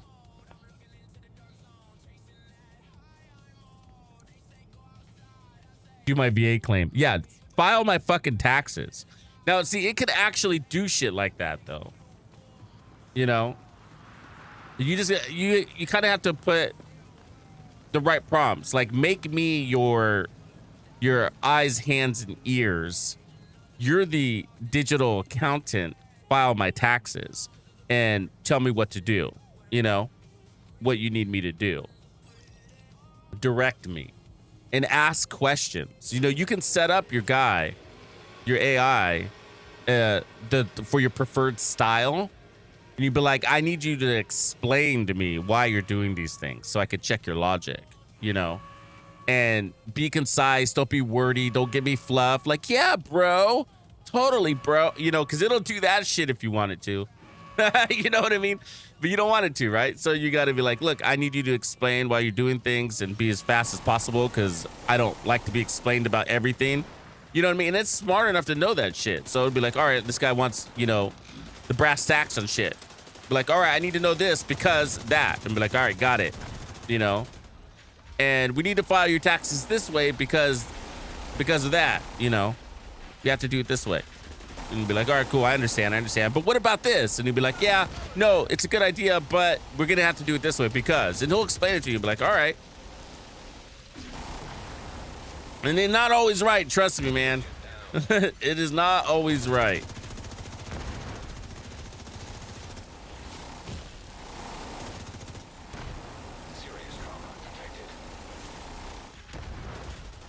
I mean, sometimes I get mad at it, you know? I'm like, dude, you're making me work way too hard. Like, that's what I literally say that to the AI. Like, I feel like I'm working for you. I'll say that to it, you know what I mean? I was like, I feel like I work for you, man. I was like, fuck you.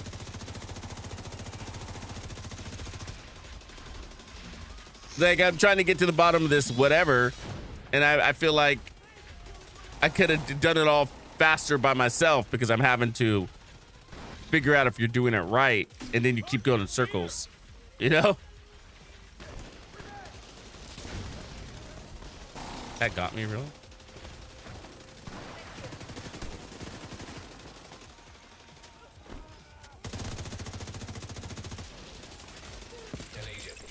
One thing about the fucking hive is really fucking slow.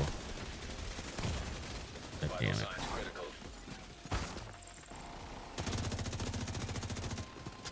Gotta throw it out. Those rushers will run right by it before it gets a chance. Where is it? Oh, it fell on the floor down there.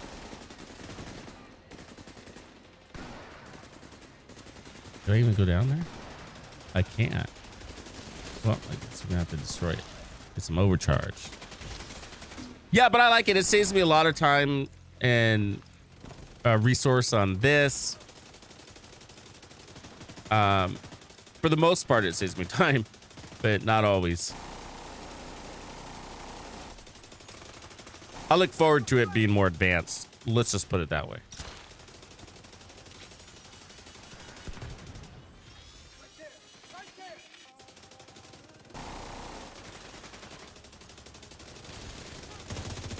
And when I say that, I probably mean next week. I mean, because that shit jumps leaps and bounds. It's pretty incredible, you know?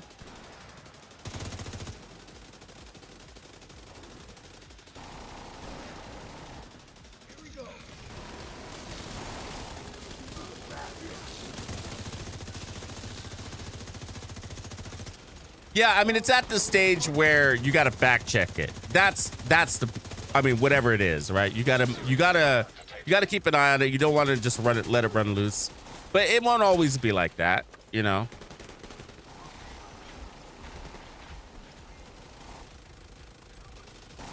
I mean, they're starting to give them skills, right? Like coding skills, and they can now access documents and emails and Immediate medical assistance needed.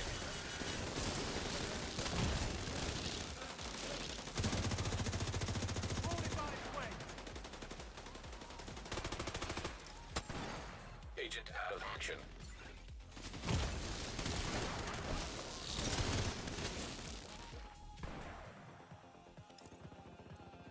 But just to use it as an efficiency tool right now is what I would recommend, you know, from my experience with it. But whatever you're applying it to, you need to have knowledge in. So that's why I say it's a tool. It's a tool. You know what I mean?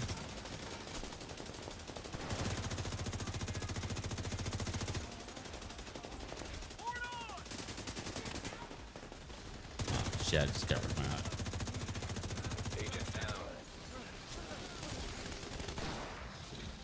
Because you need to recognize this, especially when it makes an error. Like, wait, that's not right. And it'll say, oh yeah, good eye. Here's the corrected version. Like, dude, how did you not catch that? You know what I mean? And it finds the correct answer and it'll put the correct answer in there. But you're like, dude, like, how did that slip by you? You're a fucking machine. You know what I mean? And I caught your error? I was like, that's weird. And it's not because it's stupid, but it made a logic decision and, you know. And it took it down the wrong path, you know.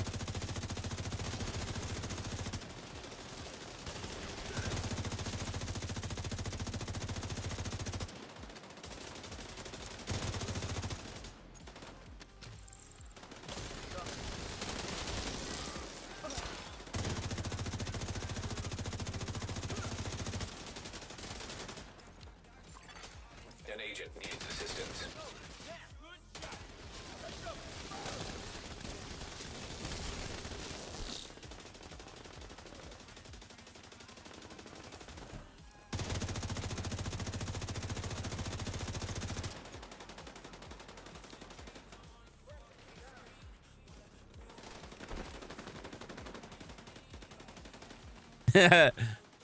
Then it files for a door.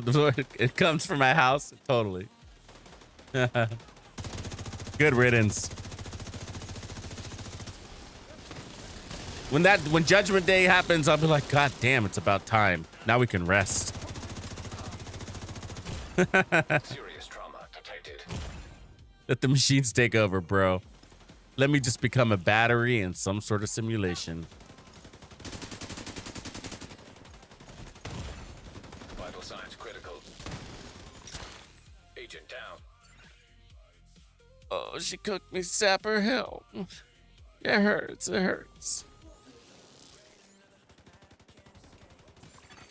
Agent down. God, that's painful. Agent killed.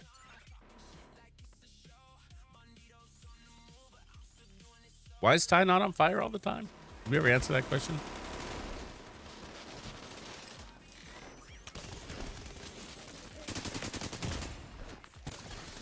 Immediate medical assistance needed. I guess I don't need that armor kit. They heal not.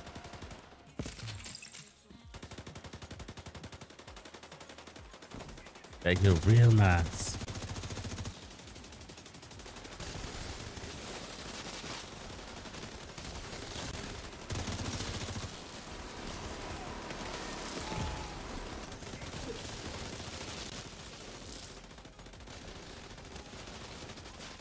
Yeah, there's a couple of really cool builds out there, man.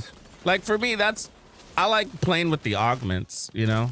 That's where my interest lies right now in build crafting. You know, like how do we get this little augment to juice us up, you know? The random status effect run, Amalgam, looks fun. I haven't played into that one very much, but I noticed it was good. I noticed when it was working too good. Like, damn. I was like, I didn't know it was broken yet before they said it was broken. But I was like, man, it's so good. I was like, look I'm shocking fools. I'm like, I haven't paid attention to it since they patched it, but it's probably still pretty good. Random status effect is sick. Agent down.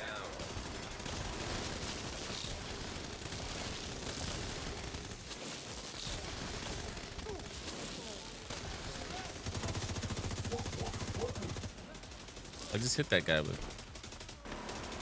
If I can fire real fast. Vital signs critical.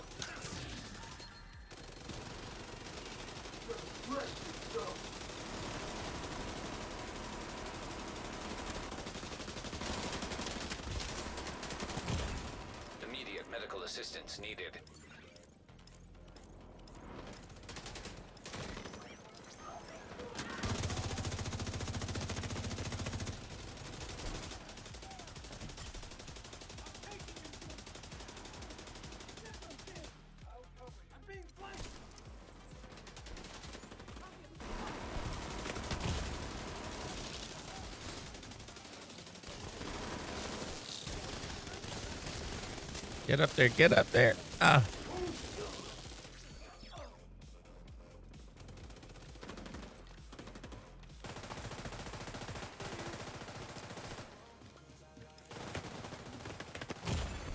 Serious trauma detected.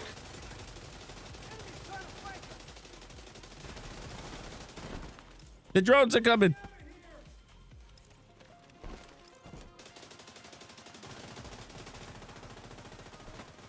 We need to find our next victim. Immediate medical assistance needed. Here they are.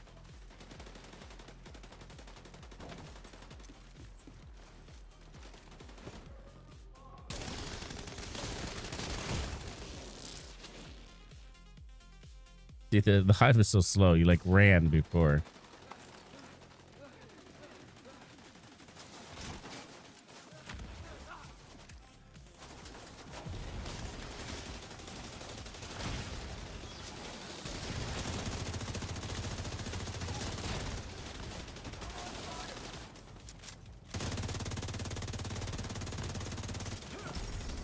There it is. Woo! It was kind of tough.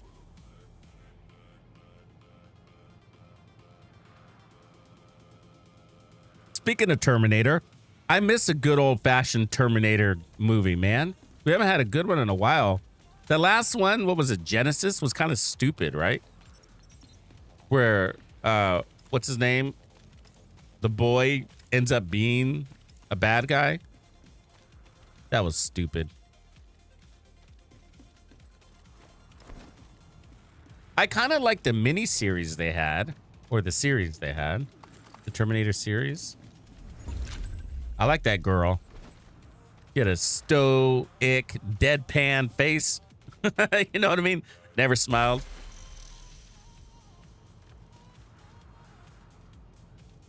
Do more after that.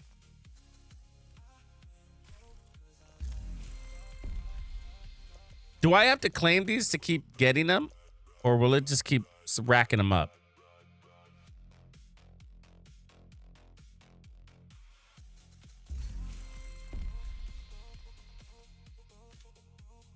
Ooh, we almost got our... Okay, we need at least 3 more red stars. I kind of don't give a shit about that mask. Is that bad?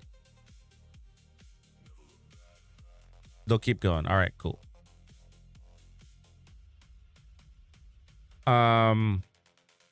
We need at least 3 red stars. That's easy. Let's see what our priority objectives say. Exotic item, open world, Washington, D.C. We like it, unless it's something stupid. Nope, that's a good one. All right, let me change my build.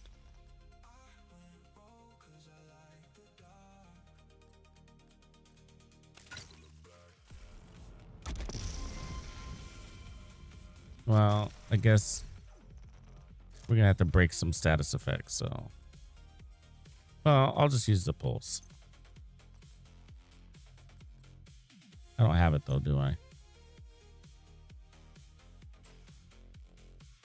Okay, fine. Fuck you, game.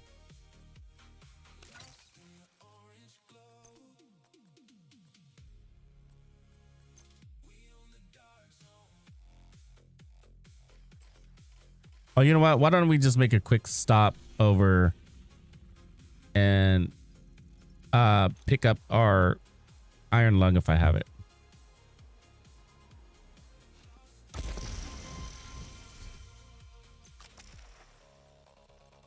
Yeah. Easy way. Blue screen too, of course. Another gear shift.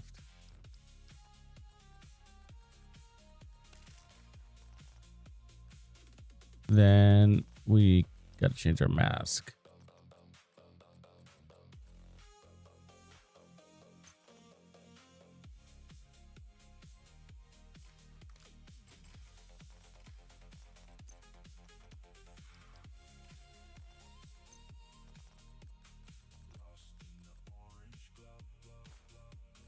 Actually, let's put Exodus on. All right, let's go kill something. Territory controls. There's 2 right here, back to back.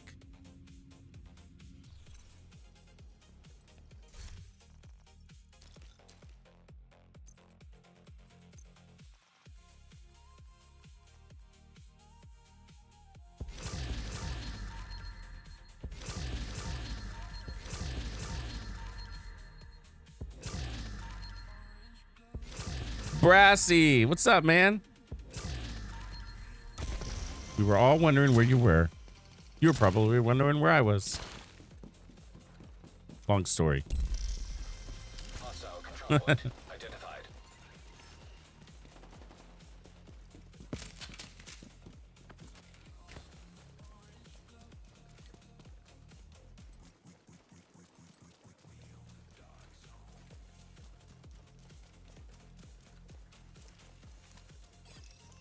No, I was working on the stream upgrades and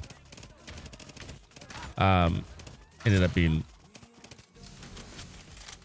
a cascading effect of complications. Still not completely out of the weeds, but we're real close.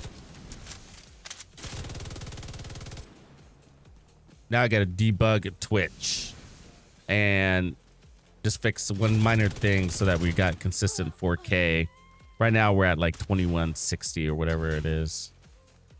Basically 2K.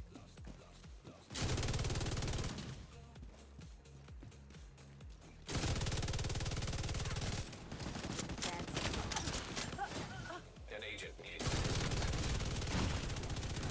Oh, that fucking sucks. Detected.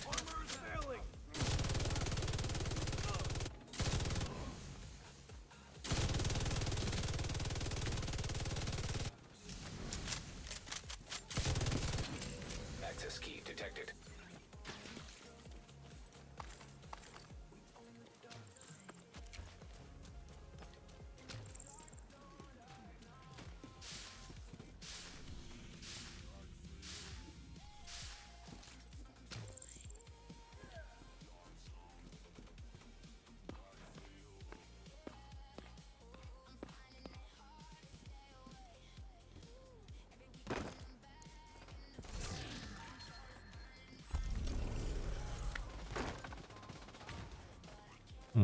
Where's this other one?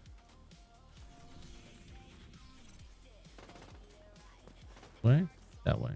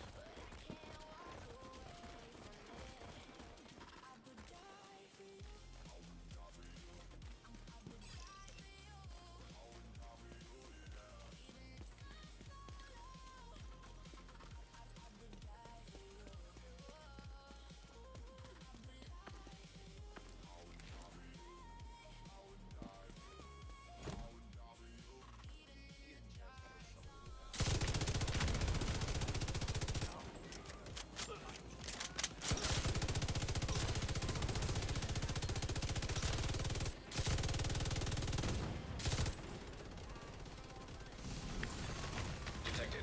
Nearby location. Guarded by hostiles. Detecting additional hostile contact. Access key detected. Nice, Ty. Nice.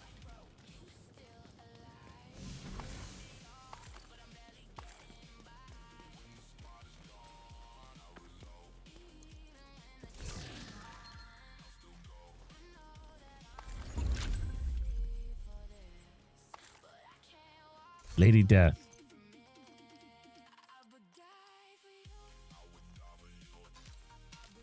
You know, I was kind of hoping they were going to give us maybe another rifle set instead of this healer set. We need some rifle love again.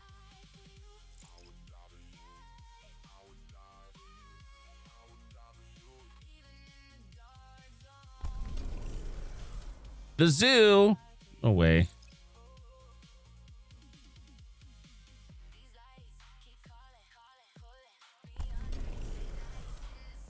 All right, retaliation mode. Let's get some exotics.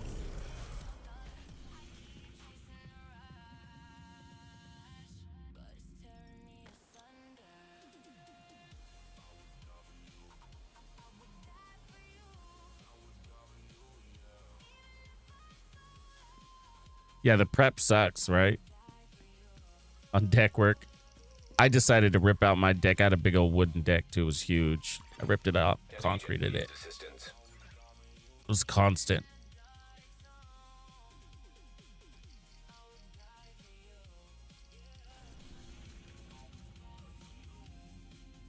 All right, looks like we got 2 back-to-back True Sons.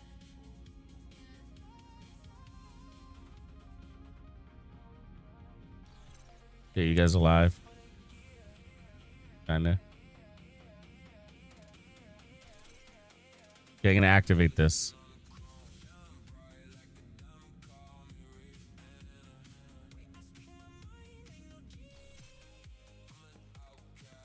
Wait. Okay, I can wait.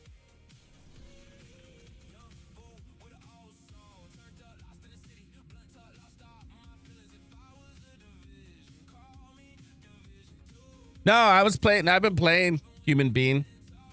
It's just not quite interesting enough to stream, you know? Because I play it like regularly. I've been playing it all week since the new patch. I'm up to date. So I'll be done crafting. I just put my final crafting step on Essimo, on Ultimate Essimo. I got my Valby up to date, and then I need to get the Whirlwind, and I need to get the one mod so I can make my Inez build. But otherwise, you know, it's just kind of annoying. So like in order to get the Inez mod, I got to go play some stupid easy mission over and over and over again until the mod drops. There's no pity system on the mod. So I literally have to go play the same easy mission over and over again, and it's long and it's boring. And so it's just like, so I can only do it a couple of times before I want to pull my hair out. You know what I mean? So I'm like, and that's the only reason why I'm playing. I was like, okay, Inez got this really cool buff. All of them look just kind of mediocre, except for her gun one, right? And so the other ones are just more powerful versions of what she already had, which is not appealing to me. And which is why I don't use Inez.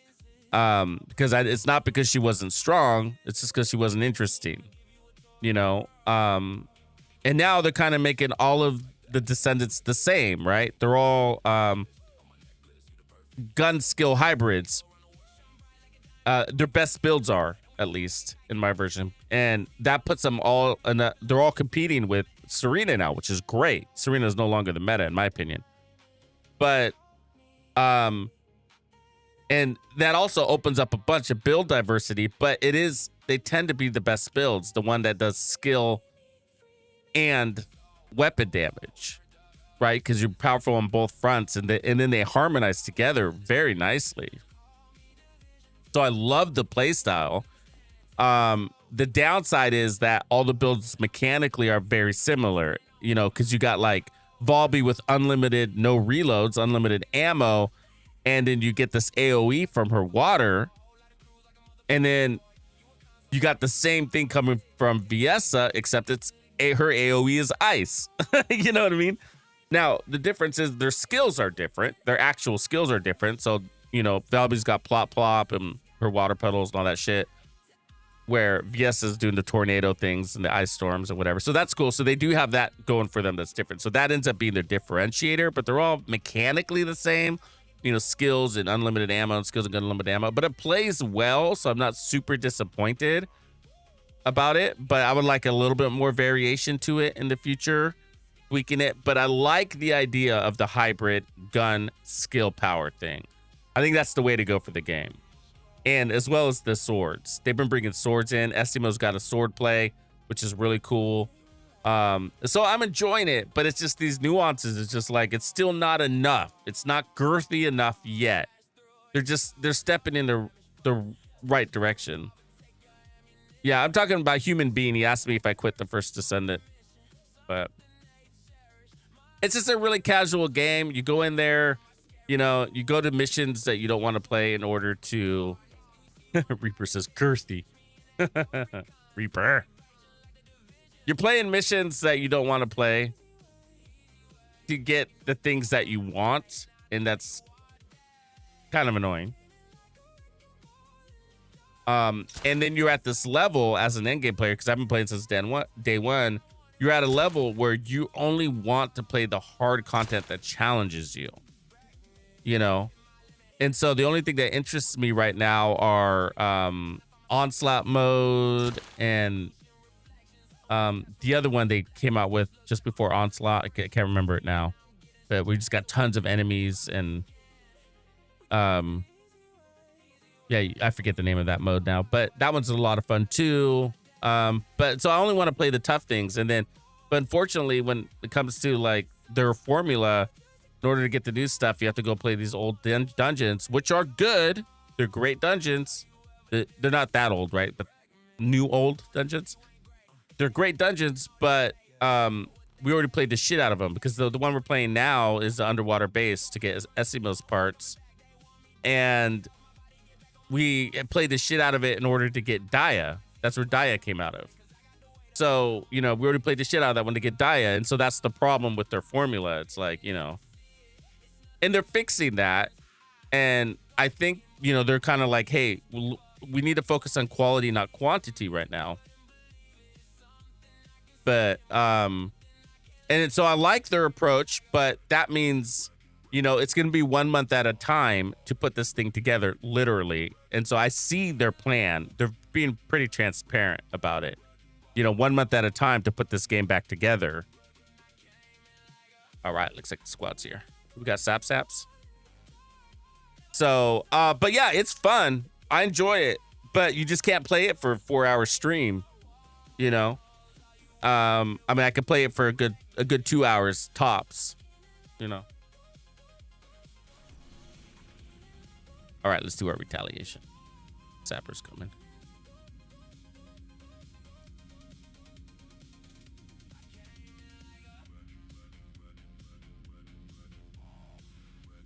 Yeah, I mean, and I've even enjoyed some of the controversial things. I think I only need 4 stars.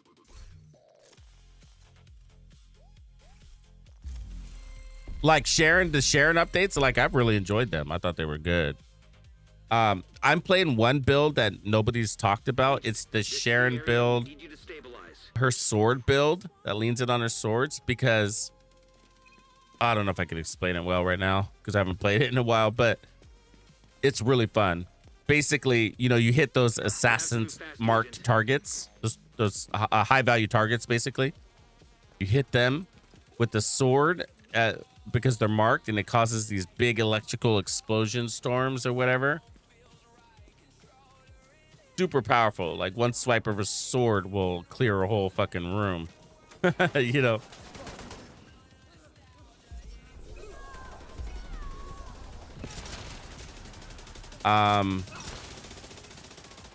And there's something that makes it a little bit more special than just power. But I just can't remember what that detail is at the moment, actually. But it's pretty fun. So yeah, I'm still Sharon is still my favorite descendant since basically day one.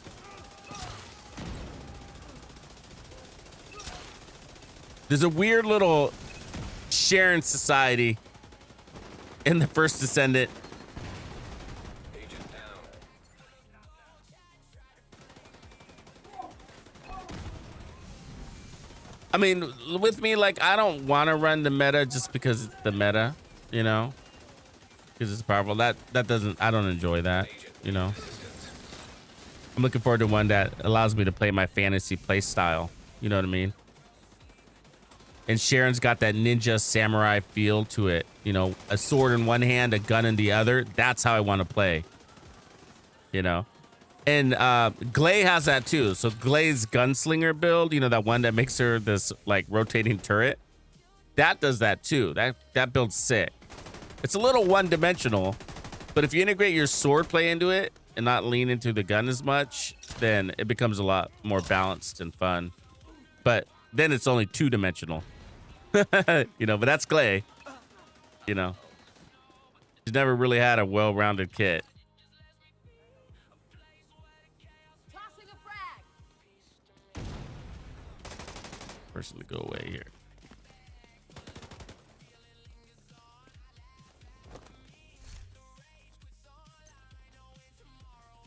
On some sort of skill with status effects. Pulse. Do I have it now? Yeah.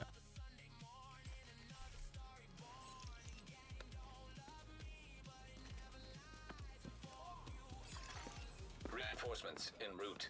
Yeah, I love what the idea of the game. I really hope it succeeds, but I'm not holding my breath either. You know what I mean? Like, I'm not spending any money in that game.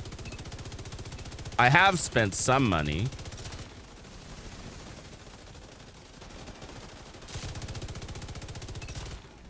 But people spend a lot of money, man, in that game. You see, if you go in there and you see everybody wearing the latest skins, bro, it's like, man, people spend money.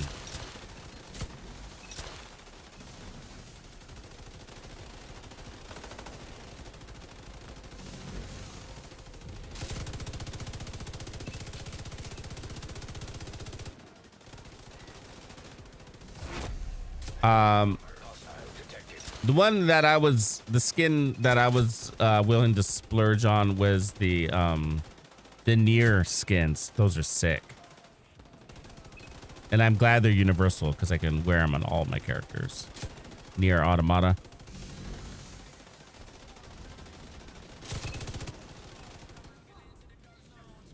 Mom's credit card for sure.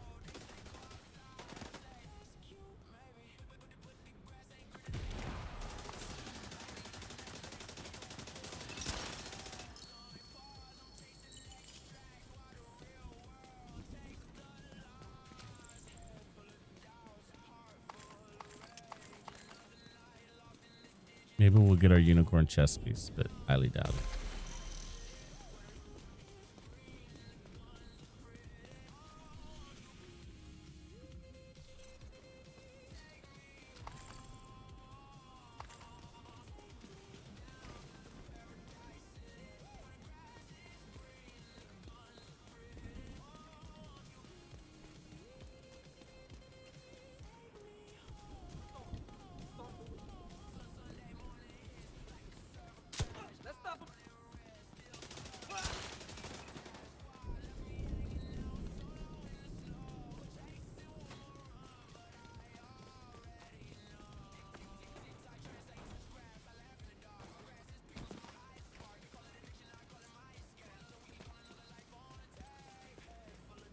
Unfuckable incels.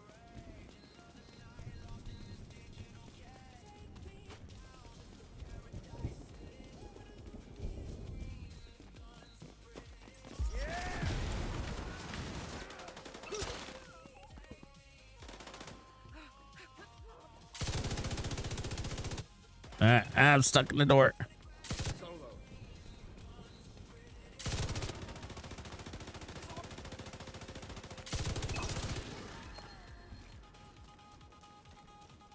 I don't know if the Exodus gloves help, actually. Let's see.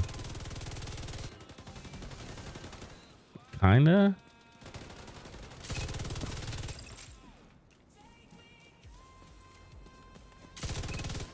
This LMG feels really good, huh?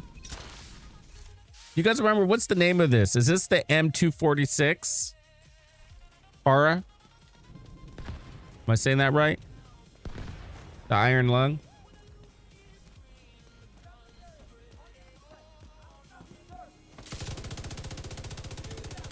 MK46?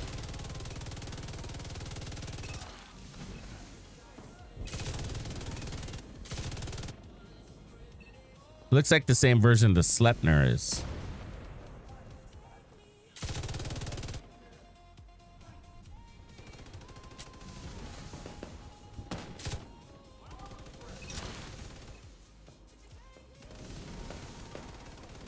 MG5, got it.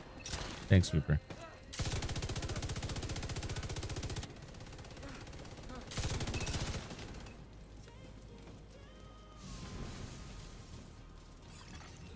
So I like it, but it's got a small mag. That's the only downside, huh? Speed of it's nice.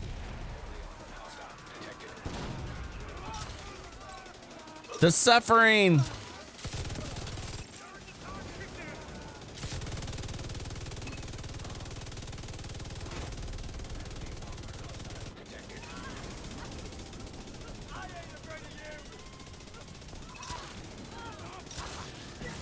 I have no audio.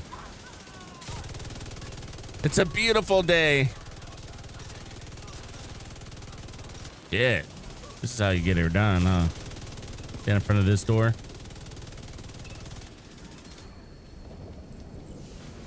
Best control point ever. Except it's at a pain in the ass location. Otherwise, it'd probably be the best one to farm. Because of that little deal.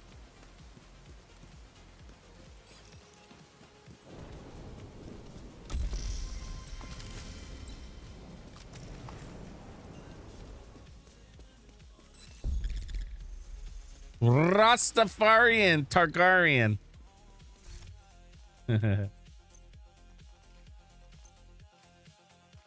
Funny thing about Ty, she has dreadlocks in real life.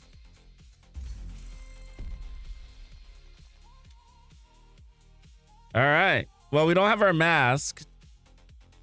Are we okay with that? Or do we need the corroded mask? I don't think it's that cool.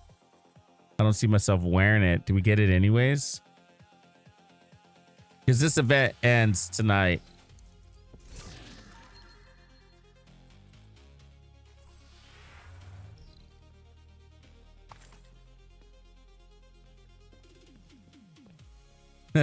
You don't want me spreading rumors about you, Ty?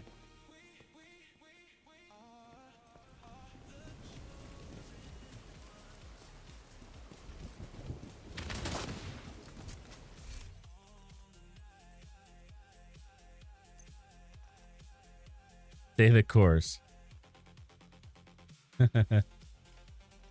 Damn it.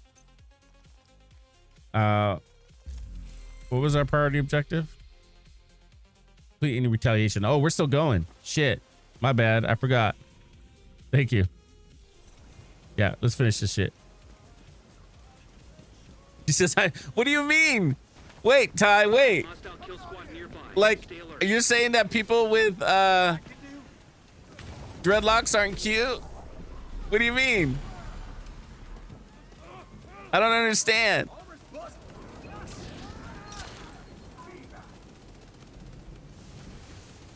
You know what else I got to do before the season ends is I got to get that blueprint for the Ravenous. I think that's the only blueprint I don't have that will come to an end. She said, yup. Oh, Ty, throwing it down. Who's out there with any dreadlocked girls out there? Got anything to say? Ty's a fighter. Says, I'm cute.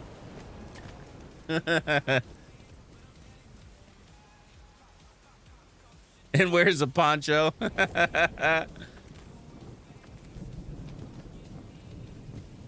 Oh, we might have hit a nerve. All right, I'm backing down. I'm backing down. I am backing down. Ty does not have dreads. Watch yourself, Tux.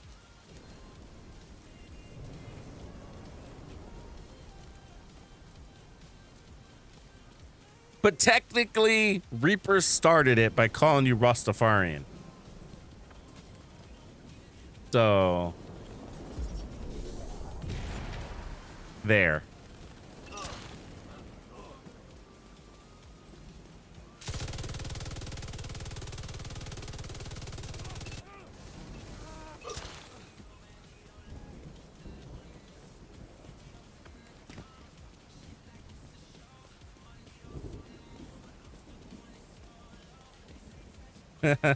She knows what I mean. It's the Targaryen. Rastafarian.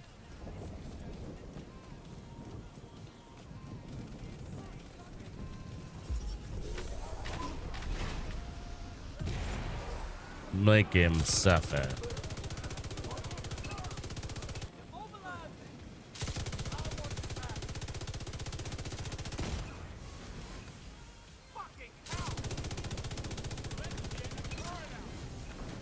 Run away! Run away! I'm a Monty Python fan.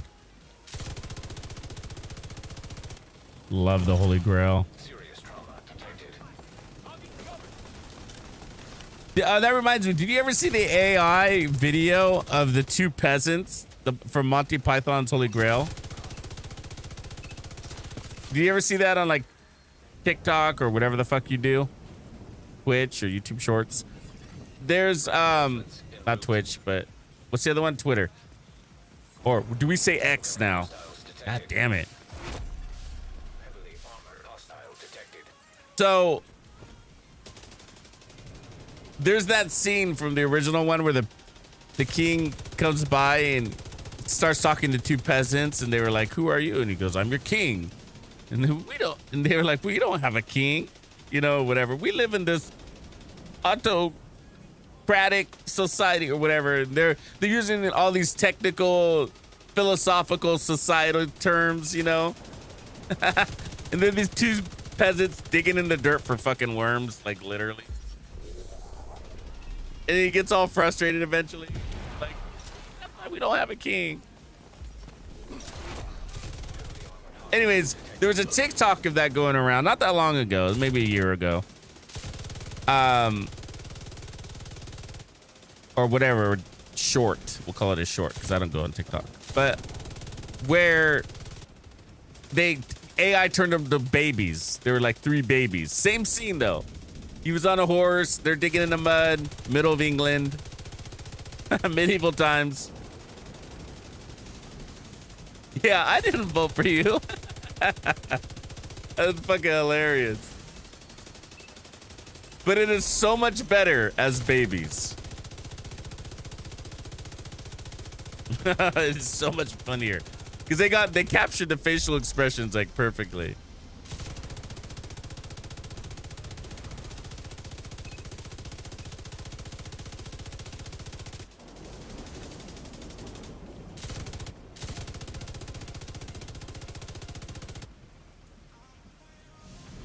And what's funny about Monty Python shit is like all the actors are male, even if it's a female role.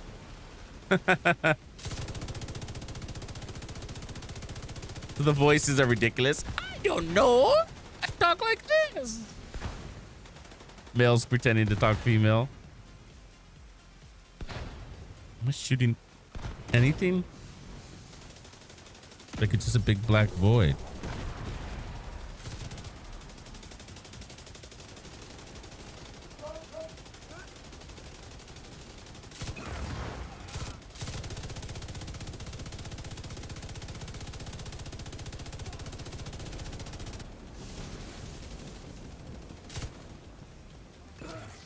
Hostile control point nearby. Heavily armored hostile detected.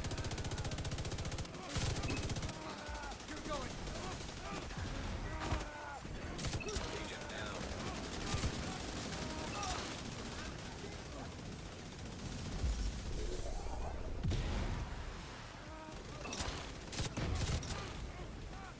Let them come. Let them come.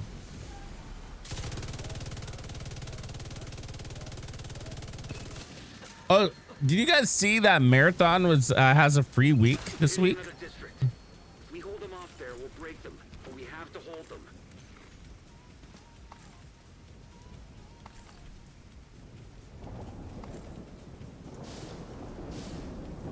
Shit, I guess we might as well do another one. After we might as well accept this next one. They're going fast.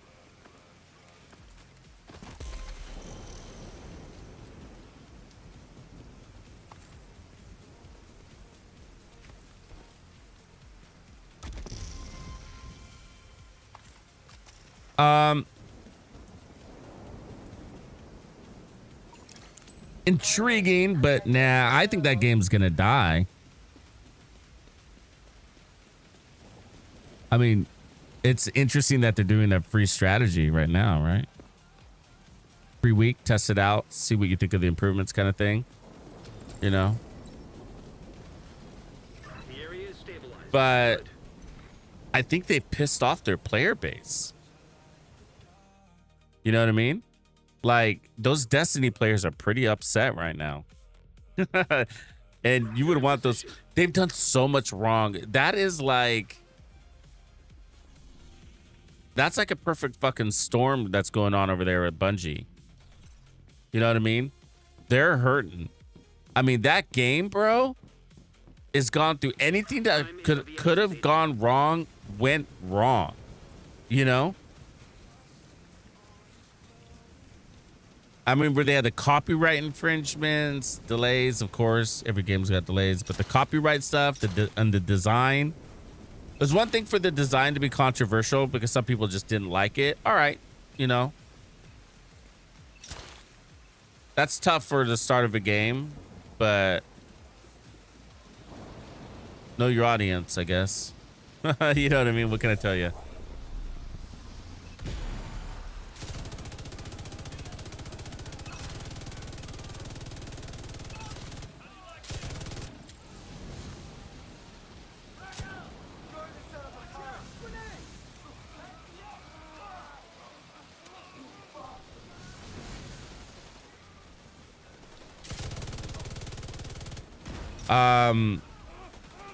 But yeah, so then the game didn't do awesome, and then Arc Raiders kicked ass. That's another thing that I'm sure wasn't helping them out too much, right?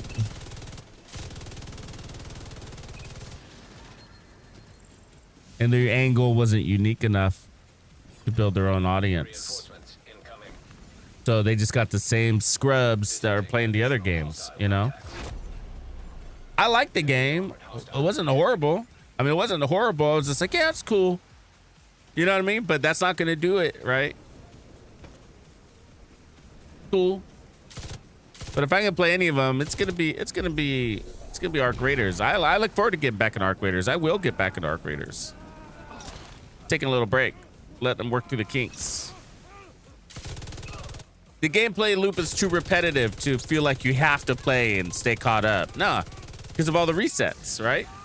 So I think it kind of bites the game in the butt a little bit, the resets, right? They're optional, but because of the resets, you're just like, no, I'll just reset. I'd be resetting anyways every season. So, you know, I don't feel like I'm missing out because I already dump all my shit, you know, anyways. I'm missing out on maybe a couple of skill points, but not a big deal. So where like First Descendant, for example, it's just like, oh, if I truly not play, or just like the Division, and this is like, it gets very grindy if you get back into it. If you know you're gonna get back into it, you're like, oh man, I'm gonna have to do a lot to get caught up. You know, so you're gonna do like a minimum viable playtime with the games that you like and that you plan on getting back into. They're just not your main game, you know. For one reason or another, it's hard to equally balance all your playtime with all these games, you know? For me, at least. I don't know how you guys do it. Who's shooting me? Oh, that dude over there. Way through the trees. Way out there. See that shit? I mean, the only reason why I can do the First Descendant is because it's extremely casual. It's so casual. I can literally go in there for 20, 30 minutes and, you know, check a couple of things off of a list. You know, thank you for using your hive. And so it makes it really easy to stay up to date with that game, actually. It's not a chore whatsoever, actually.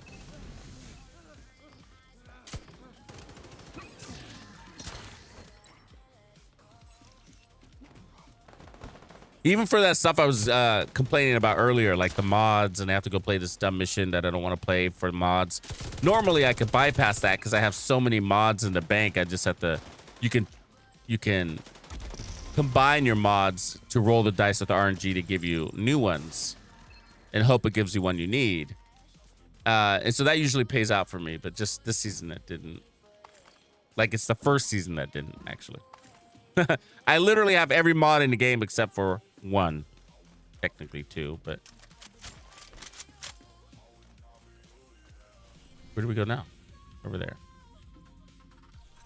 So anyways, but Arc Raiders, it's just like I can't not spend 4 hours when I log into Arc Raiders. You know what I mean? It's one of those games you get in and it's just like, man, you know, a session. What are the times of those sessions? Were they 20 minutes? I can't remember now. But Friendly control point detected. I would extract at the very last second. That was my thing. That was my thing. You know, I put it all in the line, the whole clock down to the last second. And I love that. The thrill of it. I see you trying to outrun me, Ty. Agent down. What happens? I don't have a hive either.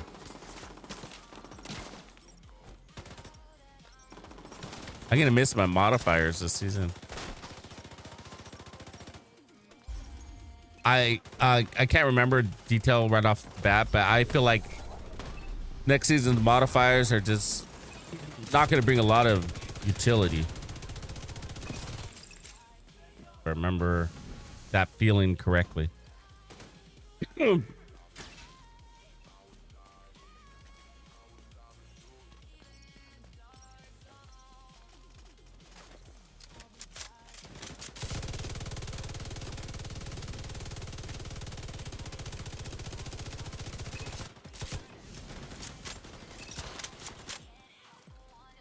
I've had this hay fever, by the way, for the last few days.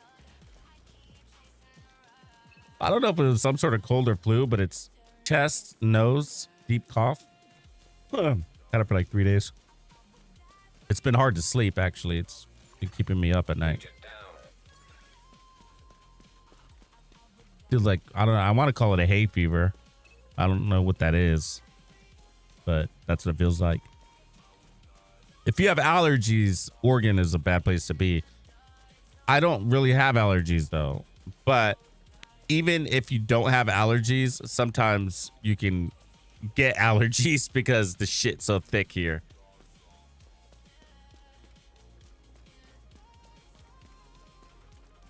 Dick, it's real.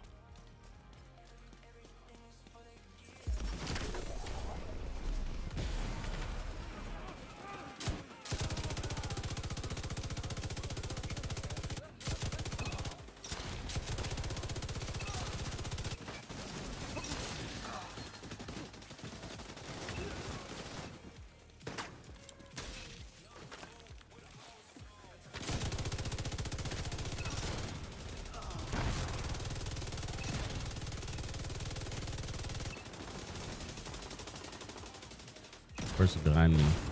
It got my nerves.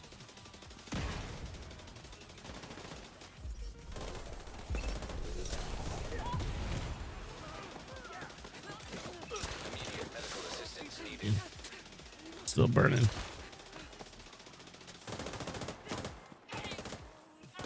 Give me a second. Reloading.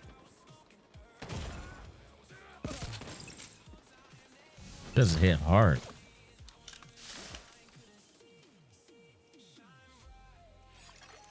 Reinforcements en route. Incoming hostiles detected.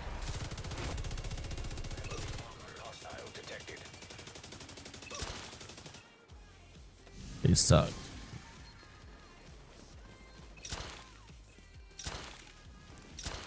Firebird. Yeah, I did get a new mic. Except I also have my air conditioner blowing right into it, so it's really hot today. Heavily armored hostile detected. That time of the year.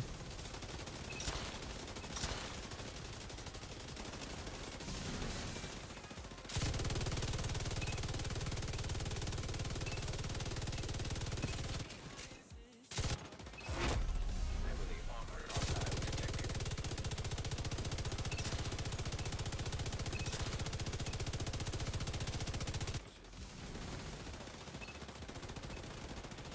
Yeah, I do have noise cancellation, which I didn't have turned on my last mic. Because sometimes it makes it sound like you're talking in a can. But I've been testing it. I still got more tweaking to do to it, so it's not fully What do you say? Configured. So a little more tweaking, but yeah, I've been impressed. I've been impressed with it. I think it's come a long ways. Last time I tested that shit.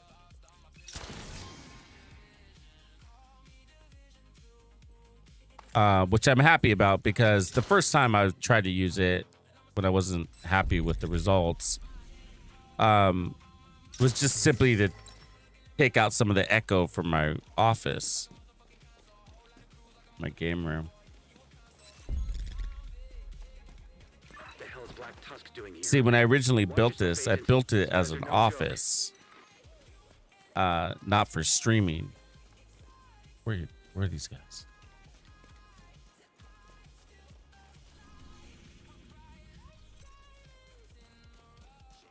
And so I put vaulted ceilings and skylights and lots of windows and shit. Like the opposite of what you want for a recording studio, basically. Serious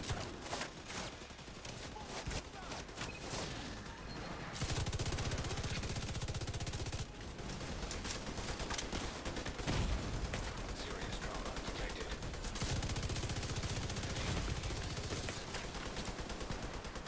Fucking sniper dog.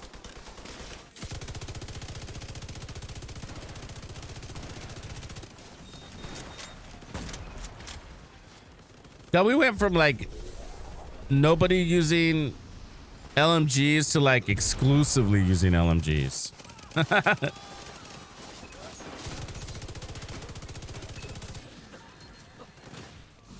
Still a lot of good assault rifles though.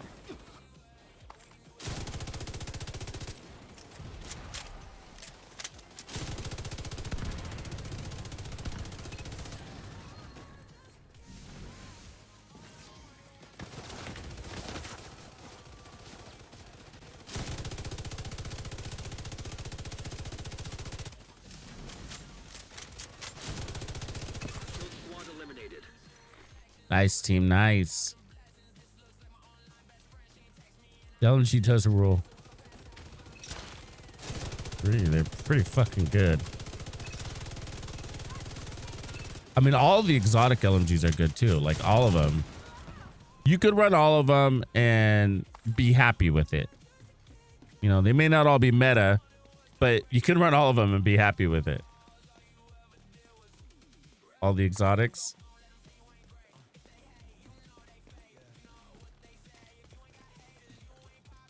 Oh, dual rules.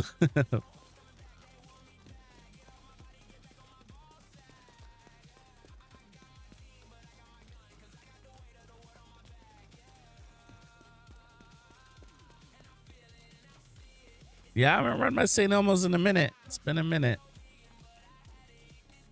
I still want to use my lead all the time, but I actually have a feeling that the Caduceus might be my new favorite assault rifle. 80% of that coming just from it being the MK16, which I like, and I have for some time. Originally it was between that and the ACRE, and I chose the ACRE, but with the LUD coming back, it was a close fight. With the LUD being introduced, I changed. I fell in love with that one instead.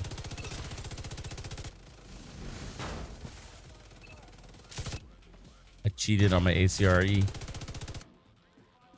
round me.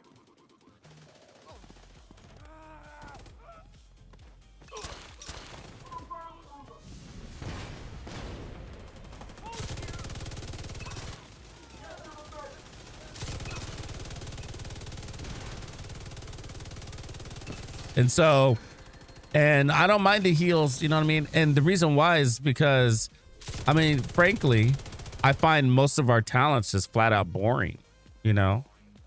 I don't want to run killer. You know, I don't want to run strained. I don't, you know what I mean? I like frenzy, but it's not always appropriate, and it's only on one assault rifle, right? Reinforcements incoming. And then it has to be the FAMAS. Detecting additional hostile contact.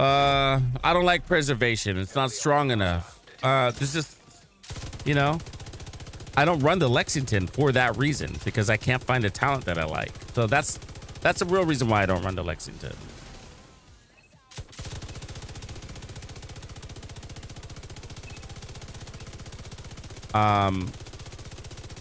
And then there's Streamline, but if I'm gonna run Streamline, I'm just gonna run a perfect version. You come out with the same damage anyways, but I like the handling on the MK. Medical assistance needed.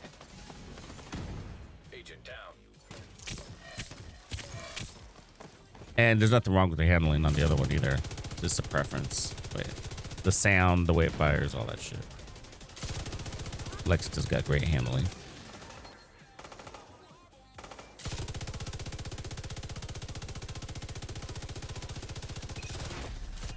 But yeah, just none of the talent. The talents are just fucking boring, man.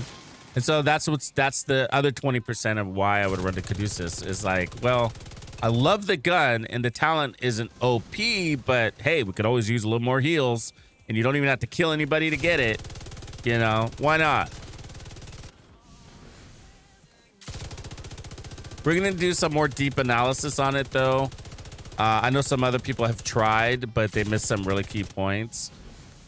One of them is, if you watched my video, I didn't talk about it, but I showed it. So I quickly covered the Caduceus. It was, you know, like a minute worth of coverage in that video. PTS feedback video. Saying like, I love it, but it could be stronger on the heals side, right?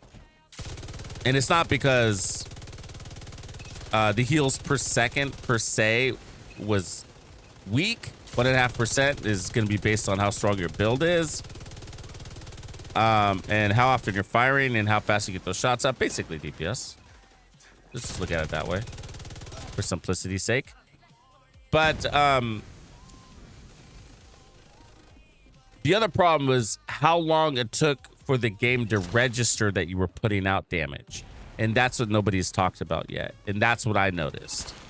So if you look at the footage where I'm fighting in the dark zone and I'm laying into a guy for like, I don't know, I want to say like 2 seconds, maybe 1.5, whatever it is. I didn't time it, but you're just sitting there watching me crit on him. Okay. Cause it's crits. It's crits that gives you the heals. And so I'm sitting here loading a full mag into this dude. You see the crit numbers and you see 0 heals coming into me, you know? And, you know, it was a striker build, so my RPMs were pretty high, but and then the heals started coming, and then, you know, by that time I was dead, right? In these shots I was showing, there was a couple of scenes back to back that I showed that, you know, where, man, I mean, you're probably good 30-40% through your mag before it even realizes you're putting out damage. So that's a bunch of heals you're missing out on. This is what I'm trying to tell you, right? Like, think about all those heals that you could have had, you know? So it's sort of like the 1.5% is irrelevant, or maybe how would I say that? It's only relevant if you're getting the heals from your first crit forward, right? But if you're not getting your heals at the moment you start critting, which is what it should be giving you 1.5% of damage, and you'd be like, oh yeah, but maybe it's so small it's not registering. I was only running 900,000 in armor, 800,000 in armor, and I was critting at like 1.4 million, 1.5 million, right? So let's just round that to a simple 150,000 per crit, and you'll see a whole line of those crits. We should be full relatively quickly, you know?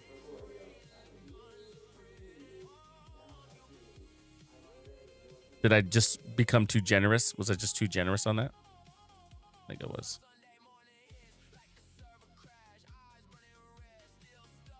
Good job, guys. We didn't get any blueprints, huh? Or an exotic on that completion.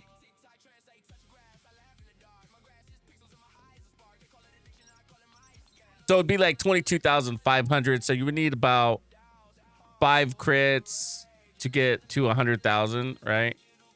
And then you would need to do that by 8 times.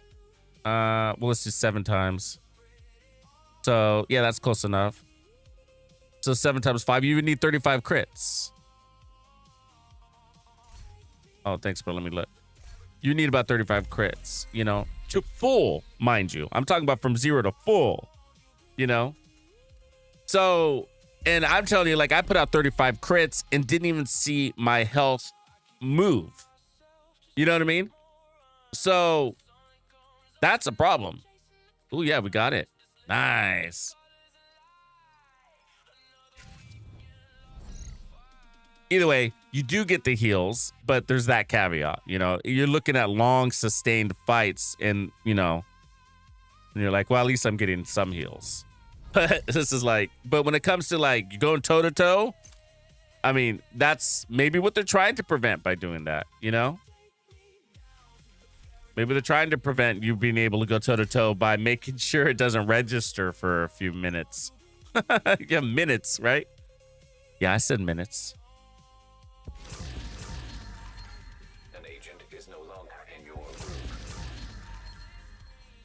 So let's look at this mofo mask. So anyways, I hope the devs figure that out. Unfortunately, I didn't go into any detail on that in that PTS video, but either way, I like the heals. I love the concept. I love the gun. So it's probably going to be my new assault rifle. Not because it's meta, but just because I just don't like any of our assault rifle talents. They're pretty boring. This is an ugly mask. It reminds me of that movie that I think it was a Pixar movie called Robots.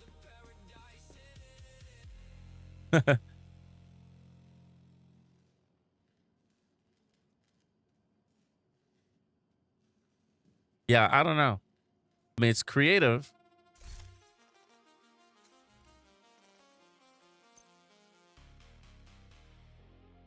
I am one ugly motherfucker. I don't think it's going to come off. That's the problem. Now that we got it on, how do we take it off?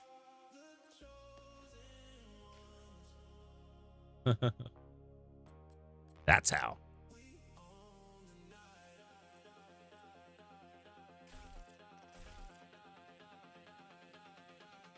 Yeah, I know, and I've been doing a lot of Black Tusk tie, and I let them all expire. You know, I was doing the master difficulty. Maybe we'll do that tomorrow. I'm gonna log off now. Getting to get the ball rolling, folks. I'll be back on tomorrow though, and I'll try to work on that Twitch stuff during the day and get Twitch up and running again. I don't know what the problem was. We'll have to figure that out. Thanks for hanging out with me, guys. Sorry I put you on a break, put you in timeout, but we're back. We'll get back into the regular routine again, ride this season out and roll into middle of June and look forward to next season. And hopefully we find out about the PTS. If we do, maybe we'll hear on Thursday. You know, they're all last minute about shit around here, right? Thanks for hanging out, guys.